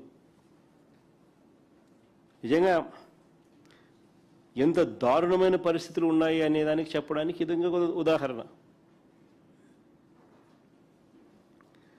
మామిడి విషయం, మామిడి రైతుల విషయం, గత ఏడాది కూడా ఇదే మాదిరిగానే మామిడి రైతులకు సంబంధించి ధరలు పతనమైతే బంగారుపాలెం మార్కెట్ యార్డుకు నేను పోయినా, రైతులకు సంఘీభావంగా తోడుగా నిలబడేందుకు.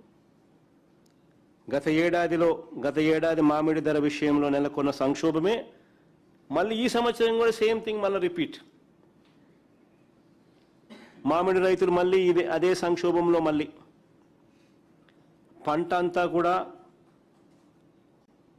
తెగనమ్ముకున్న పరిస్థితులు, తెగనమ్ముకుంటా ఉన్న పరిస్థితులు. చివరికి కేజీకి 12 రూపాయలు ఇస్తామన్నారు లాస్ట్ ఇయర్. 4 రూపాయలు రాష్ట్ర ప్రభుత్వం అట అన్నారు, 8 రూపాయలు కంపెనీ వాళ్ళు ఇస్తారు అన్నారు. ఆ కంపెనీ వాళ్ళు ఇస్తాము అని చెప్పిన 8 రూపాయల్లో ఏ ఒక్కడు 8 రూపాయలు ఇలా.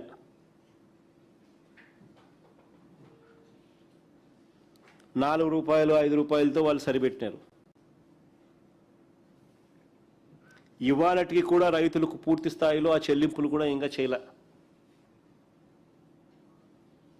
అది లాస్ట్ ఇయర్ విషయం. లాస్ట్ ఇయర్ ఈ పరిస్థితి ఉండగానే మళ్ళీ ఈసారి మళ్ళీ 2వ ఏడాది మళ్ళీ సేమ్ పరిస్థితి మళ్ళీ రిపీట్. రైతులు మళ్ళీ రోడ్డు ఎక్కుతా ఉన్నారు.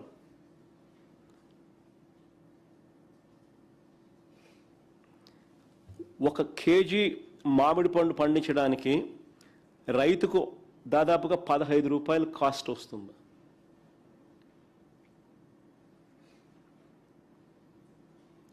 అలాంటిది ఇవాళ 2వ ఏడాదిలో ఇవాళ తోతాపూరి మామిడికాయలు రైతులు అమ్ముకుంటా ఉన్నది 5 రూపాయలు కూడా రావడంలా. వాళ్ళ దగ్గర నుంచి కొనుగోలు చేసి 5 రూపాయలు కూడా కొనుగోలు చేయడంలా.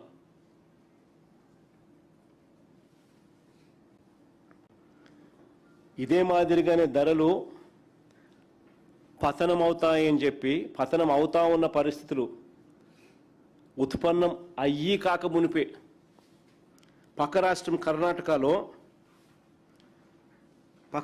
కర్ణాటకలో కేంద్ర సహాయ సహకారాలు తీసుకుని 1,30,000 టన్నులు తోతాపూరి మామిడికాయలు కొనుగోలు 17 రూపాయల 50 పైసలకు 17.5 రూపీ పర్ కేజీ చొప్పున ధర నిర్ణయిస్తూ MIS కింద అంటే మార్కెట్ ఇంటర్వెన్షన్ స్కీమ్ కింద PDPS కింద అంటే ప్రైస్ డెఫిషియన్సీ పేమెంట్ స్కీమ్ కింద కొనుగోలు చేసేందుకు కేంద్రం ముందుకు వచ్చి అడుగులు వేసింది. అక్కడ కేంద్ర ప్రభుత్వం భాగస్వామ్యంలో కేంద్ర మంత్రిగా ఉన్న కుమారస్వామి గారు జూన్ 24వ తారీఖున కేంద్ర ప్రభుత్వానికి లేఖ రాయడం, జూన్ 25వ తారీఖున వెంటనే శివరాజ్ సింగ్ చౌహాన్ గారు వెంటనే స్పందించడం, మామిడి కొనుగోలుకు సానుకూల స్పందనతో ₹17.50 ఆయన మినిమం సపోర్ట్ ప్రైస్ కింద ఆయన పెట్టడం అన్నీ జరిగాయి. చంద్రబాబు నాయుడు గారేమో అప్పటికి నిద్రలేలా. లాస్ట్ ఇయర్ జరిగింది, ఈ ఇయర్ మళ్ళా జరుగుతూ ఉంది, అయినా చంద్రబాబు నాయుడు గారికి నిద్రలేలా. మన రాష్ట్రంలో మామిడి రైతుల పరిస్థితులు ఇంత దారుణంగా ఉన్నాయన్న సంగతి చంద్రబాబు నాయుడు కంటికి కనపడతా ఉన్నా ఆయనకు మెలకు రాల. చంద్రబాబు నాయుడు గారు కూడా కుమారస్వామి మాదిరిగానే ఆయన ఎన్డీఏలో భాగం, ఈయన మంత్రులు అక్కడ ఎన్డీఏలో భాగస్వాములు. అయినా కుమారస్వామి గారేమో జూన్ 24నే లేఖ రాస్తారు, జూన్ 25వ తారీఖునే పాజిటివ్ స్పందన వస్తుంది, అది సోషల్ మీడియాలో వైరల్ అవుతుంది. వైరల్ అయిన తర్వాత చంద్రబాబు నాయుడు గారికి ఇప్పుడు ఇక్కడ నుంచి రైతుల దగ్గర నుంచి తీవ్రమైన ఎద్దడి స్టార్ట్ అయితే అప్పుడు జూన్ 28వ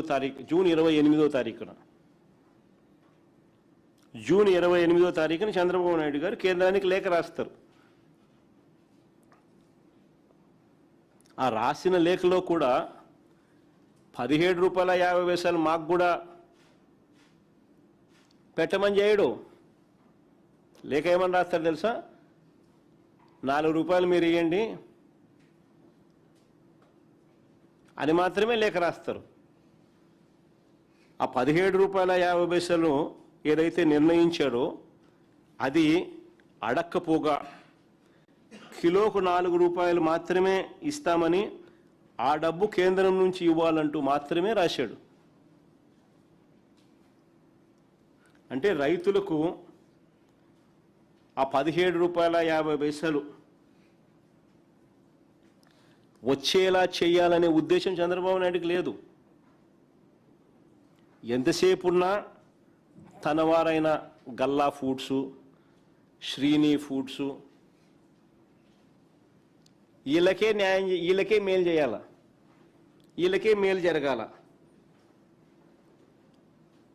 అనే ఆలోచనే తప్ప వీళ్ళకు ₹17.50 ఇప్పించాలా మన రైతులకు కూడా అన్న ఆలోచన లేదు చంద్రబాబు నాయుడుకు.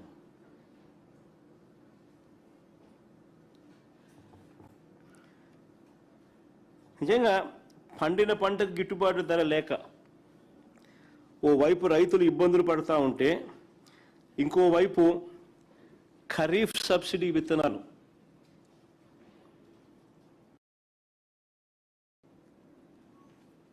పంపిణీ లేదు. ఎక్కడైనా సబ్సిడీకి విత్తనాలు పంపిణీ కాబట్టి మార్కెట్లో ఆటోమేటిక్లీ రేట్లు తగ్గుతాయి. కానీ చంద్రబాబు నాయుడు గారి పుణ్యమా అని సబ్సిడీ విత్తనాలు లేవు. ఖరీఫ్ సబ్సిడీ విత్తనాలు రాక రైతులు వైపున చాలా ఇబ్బందులు పడుతూ ఉన్నారు. దీన్ని ప్రైవేట్ వ్యాపారులు సొమ్ము చేసుకుంటా ఉన్నారు. మరోవైపున యూరియా కొరత రైతులను తీవ్రంగా వేధిస్తూ ఉంది. ఇంకా ఆశ్చర్యంగా అనిపిస్తుంది. కేవలం 2 సంవత్సరాలు చంద్రబాబు నాయుడు గారి 2 ఏళ్ల హయాంలోనే చూస్తూ ఉన్నాం. పెద్ద పెద్ద రైతుల క్యూలు కనిపిస్తూ ఉన్నాయి. యూరియా దొరక్క రైతులు ఇబ్బందులు పడుతూ ఉన్న పరిస్థితులు కనిపిస్తూ ఉన్నాయి. యూరియా రైతులు బ్లాక్లో కొనుక్కుంటా ఉన్న పరిస్థితులు ఈ చంద్రబాబు నాయుడు గారి హయాంలో మాత్రమే కనిపిస్తూ ఉన్నాయి. మా ప్రభుత్వ హయాంలో 5 ఏళ్ళు ఒక్క రైతు కూడా నాకు యూరియా దొరకడం లేదని కానీ, బ్లాక్లో కొన్నట్టుగా కానీ, లైన్లలో నిలబడడం కానీ ఎక్కడ జరిగిందని అడుగుతా ఉన్నా. 5 సంవత్సరాల మా పాలనలో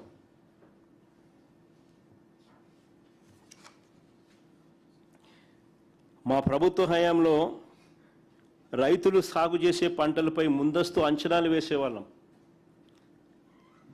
ప్రతి గ్రామ సచివాలయం ఒక యూనిట్గా అంచనాలు వేసేవాళ్ళం. ప్రతి ఆర్బీకే యూనిట్ పరిధి ఒక యూనిట్గా అంచనాలు వేసేవాళ్ళం. పక్కాగా తెప్పించుకొని రైతు భరోసా కేంద్రాల ద్వారా వారి చెంతకే ఎరువులు చేర్చేవాళ్ళం.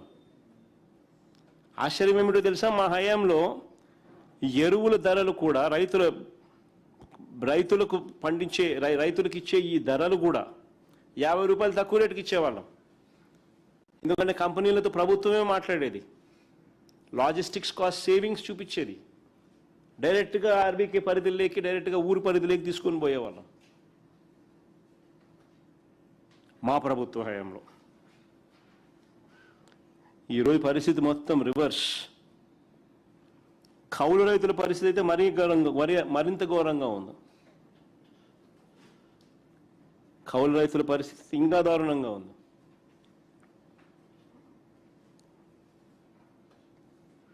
దీనికి చంద్రబాబు చెప్పే కారణం ఏమిటో తెలుసా? భలే విచిత్రమైన కారణం చెప్తాడు. ఏం చెప్తాడో తెలుసా కారణం? యూరియా అతిగా వాడుతున్నారంట, క్యాన్సర్ వస్తుందంట. చంద్రబాబు నాయుడు చెప్పే కారణం యూరియా అతిగా వాడుతున్నారంట, క్యాన్సర్ వస్తుందంట, అందుకే ఈ పరిస్థితి తెచ్చినాడంట. నిజంగా చంద్రబాబు నాయుడు గారిని అడుగుతా ఉన్నా, అయ్యా రైతుకు తెలియదా చంద్రబాబు గారు, ఏ పంటకు ఎంత యూరియా వేయాలనో రైతుకు తెలియదా అని అడుగుతా ఉన్నా. ఎందుకు రైతు తన పంటకు ఎక్కువ ధర పెట్టి ఎక్కువ యూరియా ఎందుకేస్తాడయ్యా అని అడుగుతా ఉన్నా. కామన్ సెన్సే కదా ఎవరికైనా కూడా.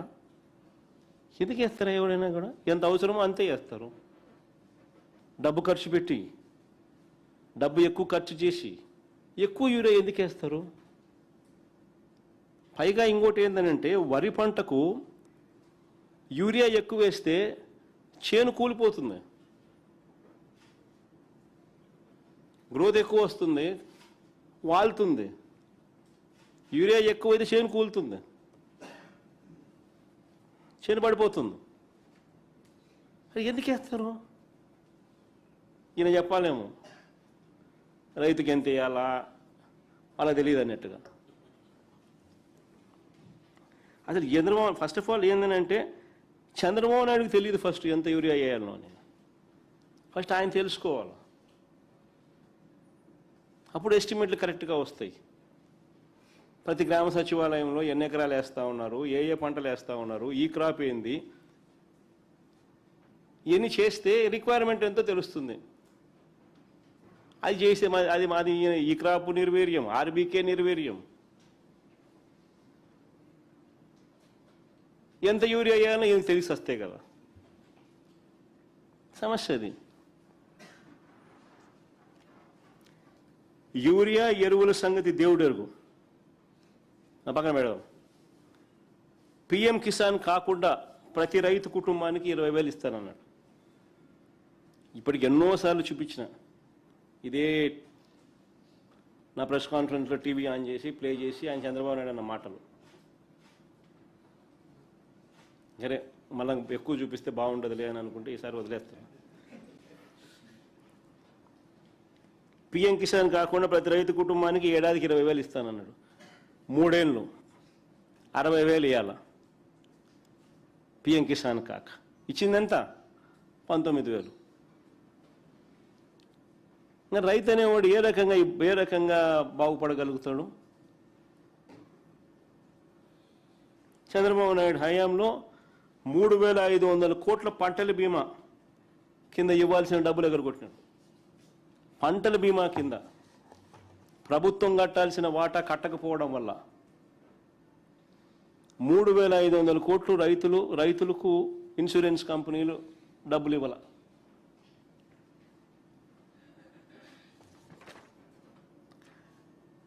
పైగా ఉచిత పంటల బీమా రద్దు చేసినాడు. ఏ సీజన్లో నష్టం జరిగితే ఆ సీజన్ ముగిసేలోగానే ఇచ్చే ఇన్పుట్ సబ్సిడీని ఇచ్చే కార్యక్రమానికి మంగళం పాడేసినాడు.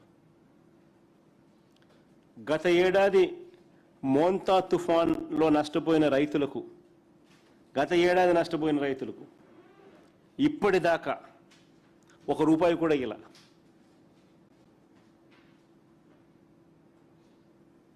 ఏ సీజన్ ముగిసేలోగానే ఇన్పుట్ సబ్సిడీ ఇచ్చే మా పద్ధతిని పక్కన పెట్టు, అతను ఈయన ఇస్తే కదా.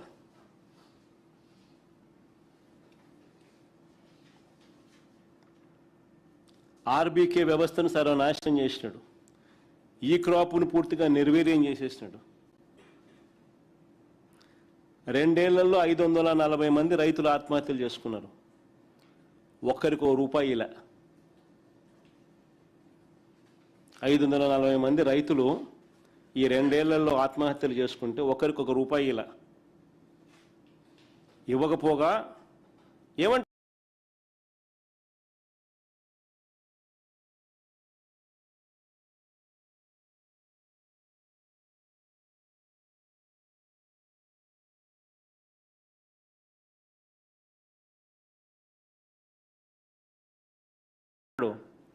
నిన్న కాడెద్దులు 2 నదిలో ఫోన్ చేసినాడంట, అది ఈనాడులో రాయడం,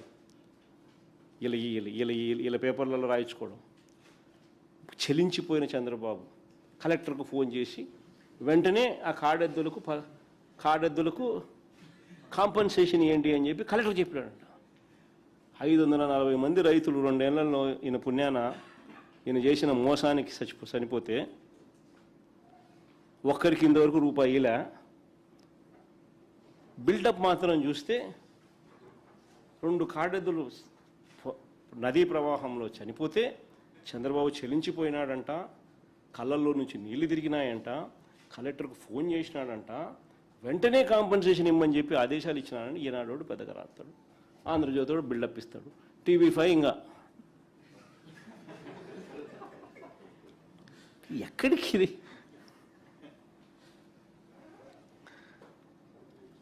అయ్యో, చంద్రబాబు నాయుడు గారి పాలనలో నిజంగా రాష్ట్రంలో ఇవాళ ఉన్నది ఏమిటి అని అంటే ఇసుక మాఫియా, మట్టి mafia, silica quads mafia, laterite mafia, ration బియ్యం మాఫియా, అమరావతి పేరిట అంతులేని దోపిడీ, రూపాయికి చెనిక్కాయలకు అప్పనంగా ఖరీదైన భూములు తమ వారికి ఇచ్చుకోవడము, అధిక రేట్లకు PPL చేయడము, ఎంఆర్పి కన్నా అధిక రేట్లకు తన వారి చేత బెల్ట్ షాపులు పెట్టించి సిండికేట్గా దాన్ని మార్చి లిక్కర్ మాఫియా, ఇది చాలా అన్నట్టుగా ఇవన్నీ చాలా అన్నట్టుగా ఇప్పుడు కొత్తగా ఏమంటున్నాడు, బీచ్లను కూడా వదలడంలా, బీచ్ షాక్స్ అంట. ఇంతకుముందన్న కనీసము కుటుంబ సభ్యులతో పిల్లలతో కలిసి ఎవరైనా బీచ్ కన్నా పోయేవాళ్ళు. ఇప్పుడు ఆ కుటుంబ సభ్యులతో భార్య పిల్లలతో బీచ్కు పోవాలనంటే అక్కడ కనిపించేది ఏంది? Beach shacks. ఆ బీచ్ షాక్స్లో మందుబాబులు మందు కొడతా ఉన్నారు. ఎవడన్నా పోగలుగుతారండి బీచ్లకు? అది అభివృద్ధి అంట.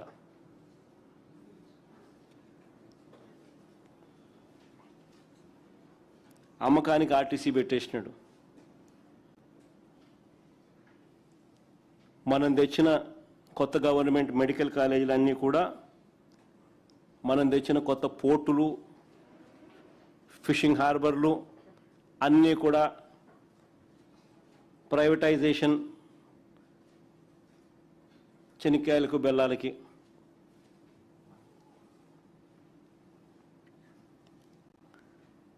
నిజంగా వీటినన్నీ ఎవరైనా కూడా ప్రశ్నిస్తే, చంద్రబాబు నాయుడు గారి హయాంలో జరుగుతూ ఉన్నది ఏంటంటే ప్రశ్నిస్తే వీటి అన్నిటి విషయాల మీద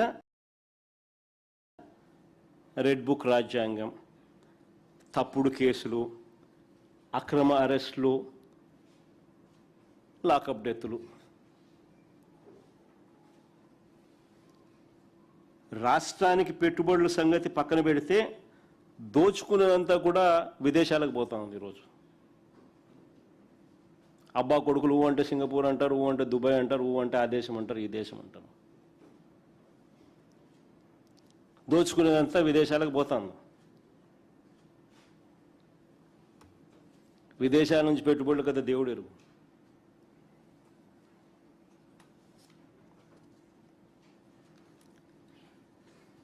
ఇంకా ఆశ్చర్యం ఏమిటంటే ఇంక సర్ను చూద్దాం. నిజంగా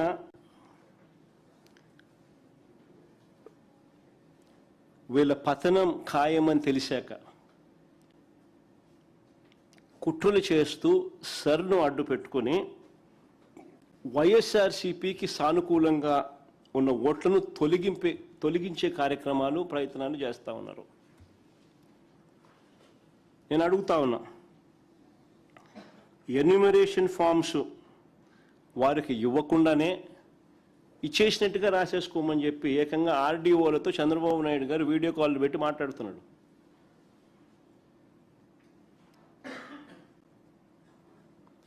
ఎన్యూమరేషన్ ఫామ్స్ వారు ఇవ్వకపోయినా ఇచ్చేసినట్టుగా రాసుకోవాలంట.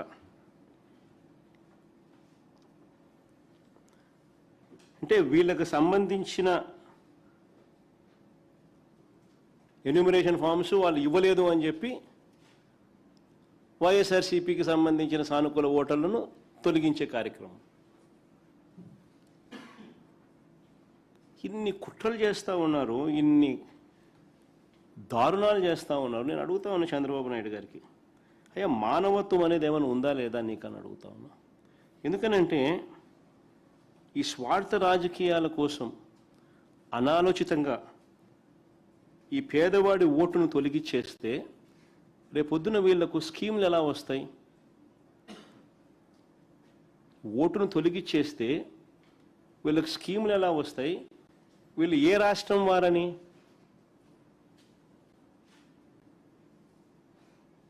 చివరికి వీళ్ళకి సిటిజన్షిప్ కూడా లేకుండా చేసే కార్యక్రమం. ఏ దేశం వాళ్ళని? ఇలా చేయడం ధర్మమేనా? ఎవరైనా కానీ ఓటర్ అనేవాడు ఓటరు, నీకేస్తాడా నీకేడా అనే సంబంధం నీకు సంబంధించిన అంశం కాదు. నువ్వు చేతనైతే మంచి చేయి, మంచి చేసి ఆ మనసు గెలుచుకొని ఓటు వేయించుకో, అది వేరే విషయం. కానీ ఈ మాదిరిగా నీకు ఓటు వేయరని చెప్పి ఓటర్ లిస్టులో నుంచి పేరే తీసేస్తే రేపొద్దున వాళ్ళకి స్కీములు ఎలా వస్తాయి? రేపొద్దున వాళ్ళకి ఏమైనా ఏ రాష్ట్రానికి సంబంధించిన ఓటర్లు వాళ్ళు, పోనీ ఏ దేశానికి సంబంధించిన ప్రజలు వాళ్ళు అవుతారు? ఇలా చేయడం ధర్మమేనా? ఒక వీడియో ప్లే చేయండి ఒకసారి. నెల్లూరుకు సంబంధించి నెల్లూరు మున్సిపల్ కమిషనర్ ఈఆర్ఓ హోదా. మనం ఏదైతే మై టీడీపీ యాప్ ఇచ్చారో సార్, ఆ యాప్ లో మీరు బూత్ వైజ్ ఓటర్స్ అంటే ఒక చోట ఉన్నట్టున్నారు సార్. దానివల్ల ఐడెంటిఫికేషన్ ఈజీ అవుతుంది సార్. అది ఐడెంటిఫికేషన్ ఈజీ అవడం వల్ల త్వరగా డిస్ట్రిబ్యూట్ చేయగలుగుతున్నారు. ఏమంటే మా పరిస్థితుల్లో ఎవరికేమో వాళ్ళ జీవితంగా చెప్పేస్తారు వాళ్ళు చెప్పగలుగుతారు, త్వరగా ఐడెంటిఫికేషన్ చెప్పేస్తారు. అవును సార్, అవును. అది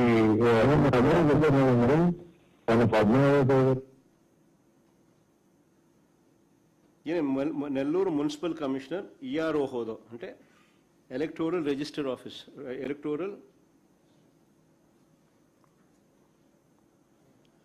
రిజిస్ట్రేషన్ ఆఫీసర్ ఈఆర్ఓ హోదాలో ఉన్నాడు ఈయన, నెల్లూరు మున్సిపల్ కమిషనర్. డైరెక్ట్గా నారాయణ గారితో మాట్లాడుతూ ఓట్లను ఎలా తొలగించాలా, తెలుగుదేశం పార్టీ యాప్ను ఎలా వాడాలా, ఇది డిస్కషన్. ఇప్పుడు ప్లే చేయమ్మా, బాగా అందరికి అర్థమవుతుంది.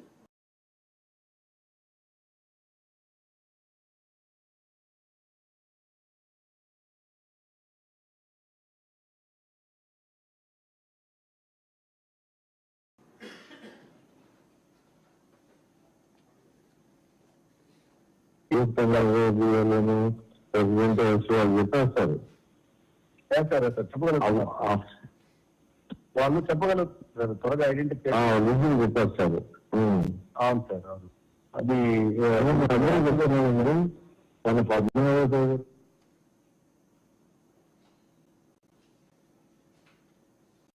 స్ట్రెయిట్గా ఏ మాదిరిగా మంత్రులు డైరెక్ట్గా స్ట్రెయిట్గా ఏ మాదిరిగా మంత్రులు డైరెక్ట్గా అధికారులతో మాట్లాడి ఆదేశాలు ఇస్తూ ఉన్నారు. తెలుగుదేశం పార్టీ యాప్ వాడడము, తెలుగుదేశం పార్టీకి సంబంధించిన ఓటర్లను మాత్రం ఖచ్చితంగా నమోదు చేయించడము, వాళ్ళకు వ్యతిరేకంగా ఓట్లు వేస్తారు అనే వాళ్ళను ఓట్లు తీసేయించడము. ఈ మాదిరిగా అధికారుల దగ్గరుండి చేస్తూ ఉంటే ఏ రకంగా ఈ వ్యవస్థలు బాగుపడతాయి? ఇక్కడితో చంద్రబాబు నాయుడు ఆగిపోవడంలా కులాల పేరు చెప్పి, మతాల పేరు చెప్పి రాష్ట్రంలో అలజడి క్రియేట్ చేసే కార్యక్రమానికి ఈ 2 సంవత్సరాలలో శతకోటి ఉదాహరణలు, ఎగ్జాంపుల్స్ కనిపిస్తాయి. కులాల మధ్య, మతాల మధ్య చిచ్చు పెట్టాలని చెప్పి చంద్రబాబు నాయుడు గారు చేస్తూ ఉన్న ప్రయత్నాలు ప్రతి 3 నెలలకోసారైనా కనిపిస్తుంటుంది ఏదో ఒకటి. ఈ మధ్యకాలంలోనే చూస్తూ ఉన్నాం, ప్రభుత్వంలో ఉన్నవారు, పదవుల్లో ఉన్నవారు,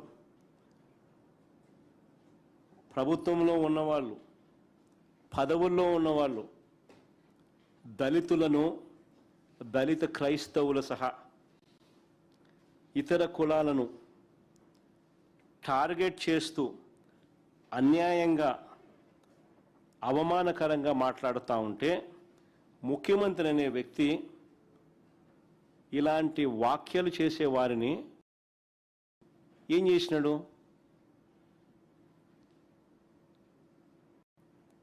దగ్గరుండి వెనకాల నుంచి ప్రోత్సహిస్తాడు. ఇది మన కంటికి కనిపిస్తూ ఉంది. రాష్ట్రంలో ఎప్పుడూ కూడా లేని విధంగా మత విద్వేషాలను అగ్గిరాజేసే ప్రయత్నం చేస్తూ ఉన్నాడు. దళిత క్రైస్తవులకు రిజర్వేషన్ ఇవ్వాలనా లేదా?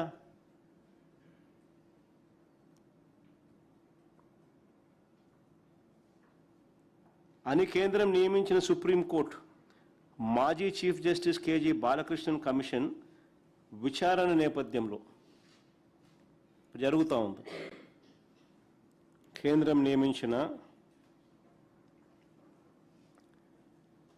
సుప్రీంకోర్టు మాజీ chief justice KG Balakrishnan commission విచారణ చేస్తూ ఉన్న నేపథ్యంలో, ఈ నేపథ్యంలో మతం మారితే పేదరికం, సామాజిక హోదాలు ఇవి మారవు, మతానికి వీరి రిజర్వేషన్స్కు ముడిపెట్టడం ధర్మం కాదు అని చెప్పి మేము ఏకంగా అసెంబ్లీలో తీర్మానం చేశాం. కాపీ ఆఫ్ ద తీర్మానం మార్చి 2023 మార్చి 24 ఏకంగా అసెంబ్లీలో తీర్మానం చేశాం.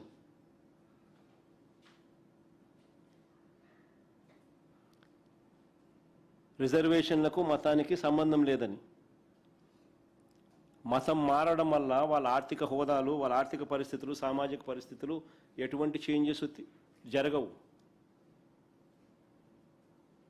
సో రిజర్వేషన్స్కు మతానికి మధ్య ముడిపెట్టడం సరికాదు అని చెప్పి తీర్మానం చేసిన తర్వాత ఇదే బాలకృష్ణన్ కమిటీ ఇప్పుడు ఏదైతే అధ్యయనం చేస్తూ ఉందో ఆయన దగ్గరికి మా టీం పోయింది. వైఎస్ఆర్సీపీ పార్టీ తరఫున టీం పోయింది. పోయి ఆయనకు ప్రజెంటేషన్ ఇచ్చింది, రిప్రజెంటేషన్ ఇచ్చింది. గట్టిగా ఇదే ఆర్గ్యుమెంట్ను వినిపించింది. నేను చంద్రబాబు నాయుడిని అడుగుతా ఉన్నా, నీ స్టాండ్ ఏంది అని. చంద్రబాబు నాయుడు గట్టిగా అడుగుతా, నీ స్టాండ్ ఏంది చంద్రబాబు అని.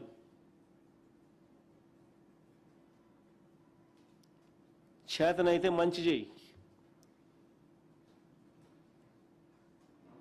మంచి చేయకపోతే ఈ మాదిరిగా కనీసం విద్వేషాలన్నా రెచ్చగొట్టద్దు. నీ పార్టీకి సంబంధించిన వాళ్ళు, పదవుల్లో ఉన్నవాళ్ళు దళితులను కించపరుస్తూ ఇష్టం వచ్చినట్టుగా మాట్లాడుతూ ఉంటే ముఖ్యమంత్రి హోదాలో నువ్వు ఉండి ఏం చేస్తూ ఉండవు? కట్టడి చేయాలి అన్న కనీసం ఇంకిత జ్ఞానం కూడా లేకపోతే పేదవాడికి ఏ రకంగా న్యాయం జరుగుతుంది?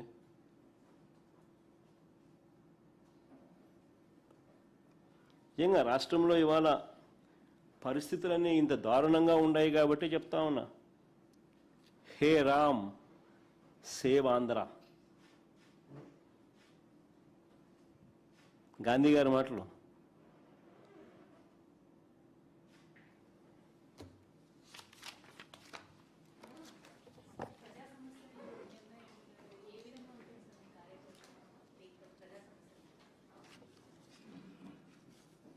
ప్రతి అంశము యుద్ధమే ప్రతి అంశము యుద్ధమే. ఆ యుద్ధంలో వైఎస్ఆర్ కాంగ్రెస్ పార్టీ అన్ని రకాలుగా బాధిత వర్గాలకు తోడుగా అండగా నిలబడి వారి తరపున ఖచ్చితంగా పోరాటం చేస్తాం.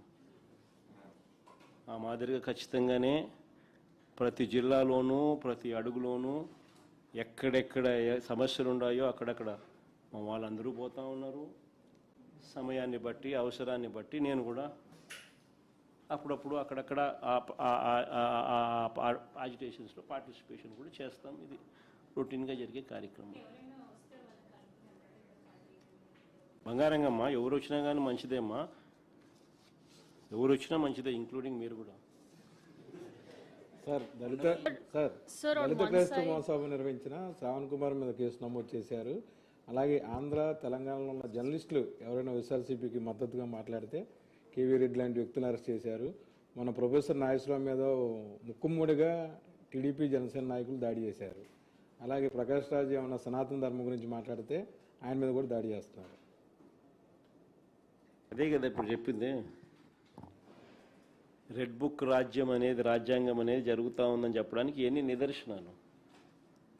ఈయన ఇక్కడ చేయడమే కాకుండా ఈయన ఇన్ఫ్లుయెన్స్ ఎక్కడెక్కడైతే, ఈయన ప్రాపకం ఎక్కడెక్కడికైతే పెంచగలుగుతాడో అక్కడికక్కడ పెంచి వాళ్ళతో కూడా చేయిస్తూ ఉన్నాడు అన్ఫార్చునేట్గా. అది ఫ్లైట్ ఆఫ్, అందుకనే చెప్పినా కదా హే రామ్ సేవ్ ఆంధ్ర అని. సార్ ఉండవల్లి గ్రామాల్లో సార్ ఈ మెగా డిఎస్సిలో అక్రమాలు జరిగాయని మీరు ఒక పోరాటం స్టార్ట్ చేశారు. అయితే ఈ మెగా డిఎస్సిలో అక్రమాలు నిరూపించాలంటూ మంత్రి లోకేష్ గారు మీకు సవాల్ కూడా చేశారు. దీనిపై చర్చకు సిద్ధమని. కాదు రమేష్, ఆధారాలతో సహా నేను చూపించినాను, నువ్వు ఉన్నావు. ఎవడు సమాధానాలు, పెద్ద పెద్ద పురుష పదజాలం అవసరం లేదు స్వామి. ఆ సమాధానాలు, ఆ జీవోలు అన్నీ చూపించినాము. ఆ జీవో ఇట్లా నువ్వే ఇచ్చినావు, ఇదిగో జీవో, ఇది GO number so and so, GO number so and so అని సాక్ష్యాలు ఆధారాలతో చూపించిన. నీ చేతనైతే ఇవి కాదు జీవోలు, ఇవి జీవోలు, ఇది వాస్తవాలు, ఇవి కాదు ఇవి అవాస్తవాలు, ఇవి వాస్తవాలు అని చెప్పి చూపించు. ఊరికే అవన్నీ ఏమీ చేయకోకుండా ఊరికే పబ్లిసిటీ కోసము ఊరికే మాట్లాడడం ఎందుకు? దానివల్ల నువ్వు సాధించేది ఏంది? ఇప్పుడు ప్రజలు నువ్వు మాట్లాడేది చూస్తున్నారు, నేను మాట్లాడేది చూస్తున్నారు. ప్రజలు పిచ్చోళ్ళు కాదు. ఎవరెవరు మాట్లాడుతూ ఉన్నారు, ఎలా మాట్లాడుతున్నారు, ఏం మాట్లాడుతూ ఉన్నారు, ఏమేమి ఆధారాలు చూపిస్తూ ఉన్నారు, ఆ ఆధారాలకు సంబంధించిన విషయాలు ఏమిటి అని ప్రజలు గమనిస్తూనే ఉన్నారు. ఆ ఆధారాలన్నీ చూపించి మాట్లాడితేనే ఆర్గ్యుమెంట్ ఏదైనా కానీ ఎవరైనా కూడా రిసీవ్ చేసుకుంటారు. సో నీ దగ్గర ఆధారాలు ఏదైనా ఉంటే నువ్వు చూపించు. లేదు నువ్వు చెప్పింది తప్పు, ఇదిగో ఇవి ఆధారాలు అని చెప్పి నువ్వు చేతనైతే నువ్వు చూపించు. అప్పుడు నీ ఆర్గ్యుమెంట్ మీద ప్రజలు నమ్ముతారు, ప్రజలు హర్షిస్తారు. అలా చేయకోకుండా ఊరికే నీ బుద్ధిబుడ్డ మాటలు మాట్లాడడం మొదలుపెట్టి ఇష్టం వచ్చినట్టు మేము ఇప్పుడు నా ప్రెస్ మీట్ ఇప్పుడు అయిపోయింది, ఒక్కటి కూడా అబద్ధం చెప్పలా, అన్ని ఆధారాలతో సహానే చూపించినాను. కానీ రేపొద్దున అవతల తెలుగుదేశం వాళ్ళు ప్రెస్ మీట్ పెడితే ఏం చేస్తారు?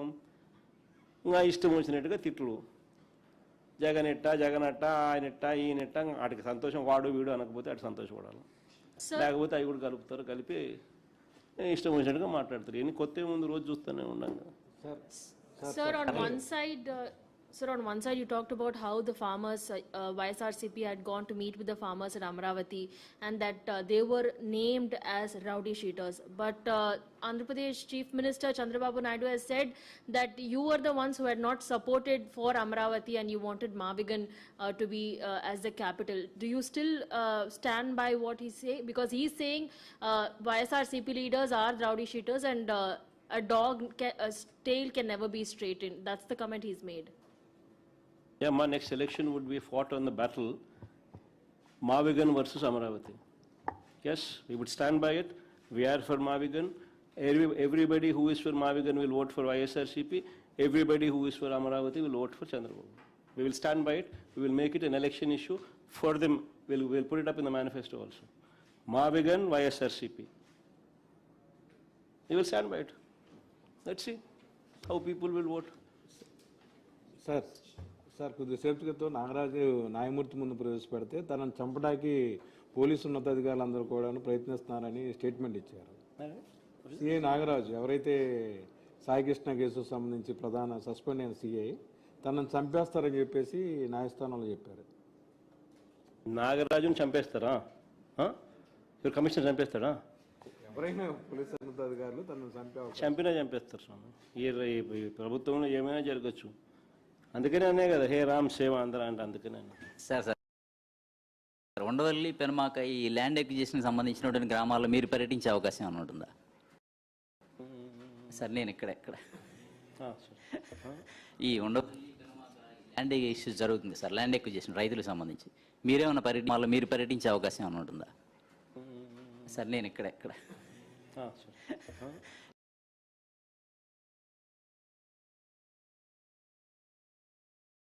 ఈ ఉండవల్లి ల్యాండ్ ఇష్యూస్ జరుగుతుంది సార్, ల్యాండ్ ఎక్విజిషన్ రైతులకు సంబంధించి HRC కంప్లైంట్ ఇవ్వడము ఇవన్నీ చేసిన తర్వాత వాళ్ళని పెడతాం, వాళ్ళ ఫస్ట్ పర్యటించేట్టుగా చేద్దాం. ఇంకా నేను పోయినాను అనుకో స్ట్రైట్గా ఏదో అమ్మన్నట్టుగా అంటారు చూసినామా, జగన్ అమరావతికి వ్యతిరేకంగా బట్టి అనేది ప్రొజెక్షన్ చేస్తారు తప్ప నేను వ్యతిరేకం కాదు. నేను రైతుల సింపథైజర్ని. రైతులకు అక్కడ జరుగుతూ ఉన్న అన్యాయాన్ని ఏదైతే జరుగుతూ ఉన్నాయో రైతులే చెప్తా ఉన్నారు. ఎందుకు అన్యాయం చేస్తూ ఉన్నామని చెప్పి రైతుల తరపున మనం అడుగుతూ ఉన్నాం, ప్రశ్నిస్తూ ఉన్నాం. ప్లస్ నువ్వు చేస్తూ ఉన్న స్కాములు ఏదైతే ఉన్నాయో జెన్యున్గా నువ్వు చేస్తూ ఉన్న స్కాములు ఆధారాలతో సహా చూపిస్తూ ఉన్నాం. ఆధారాలతో సహా చూపిస్తూ ఉన్న ఈ స్కాములు కాకుండా ఎలా పోతాయి? స్కాములు చేయకుండా రాజధానిని బిల్డ్ చేయగలిగే అవకాశము ఏమిటి? మావిగన్ను. ఏ స్కాములు లేకుండా రాజధాని అనేది బ్రహ్మాండమైన రాజధాని అనేది ఏర్పాటు ఎలా అవుతుంది? మావిగన్ను. మచిలీపట్నంలో పోర్టు, విజయవాడలో ఇంటర్నేషనల్ ఎయిర్పోర్టు, గుంటూరులో ఆల్రెడీ డిఫరెంట్ టీచింగ్ ఇన్స్టిట్యూట్స్, మచిలీపట్నంలో రైల్వే స్టేషన్, విజయవాడలో రైల్వే స్టేషన్, గుంటూరులో బ్రహ్మాండమైన రైల్వే స్టేషన్, మూడిటికి కనెక్టింగ్ బ్రహ్మాండమైన నేషనల్ హైవేస్. అన్ని బ్రహ్మాండంగానే ఆల్రెడీ ఉన్నాయి. నువ్వు చేయాల్సిందల్లా ఏంలే, ఆ బిల్డింగ్ ఆడ కట్టుకోకుండా ఇక్కడ కడితే చాలు.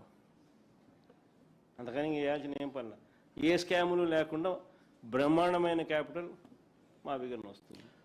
సార్ మావిగన్ పేరుతో వైజాగ్ రాజధాని అనేది పోయినట్టేనా sir? Sir, do you have any concerns on SIR? Sir Vizag రాజధాని అనేది వెళ్ళిపోయినట్టేనా?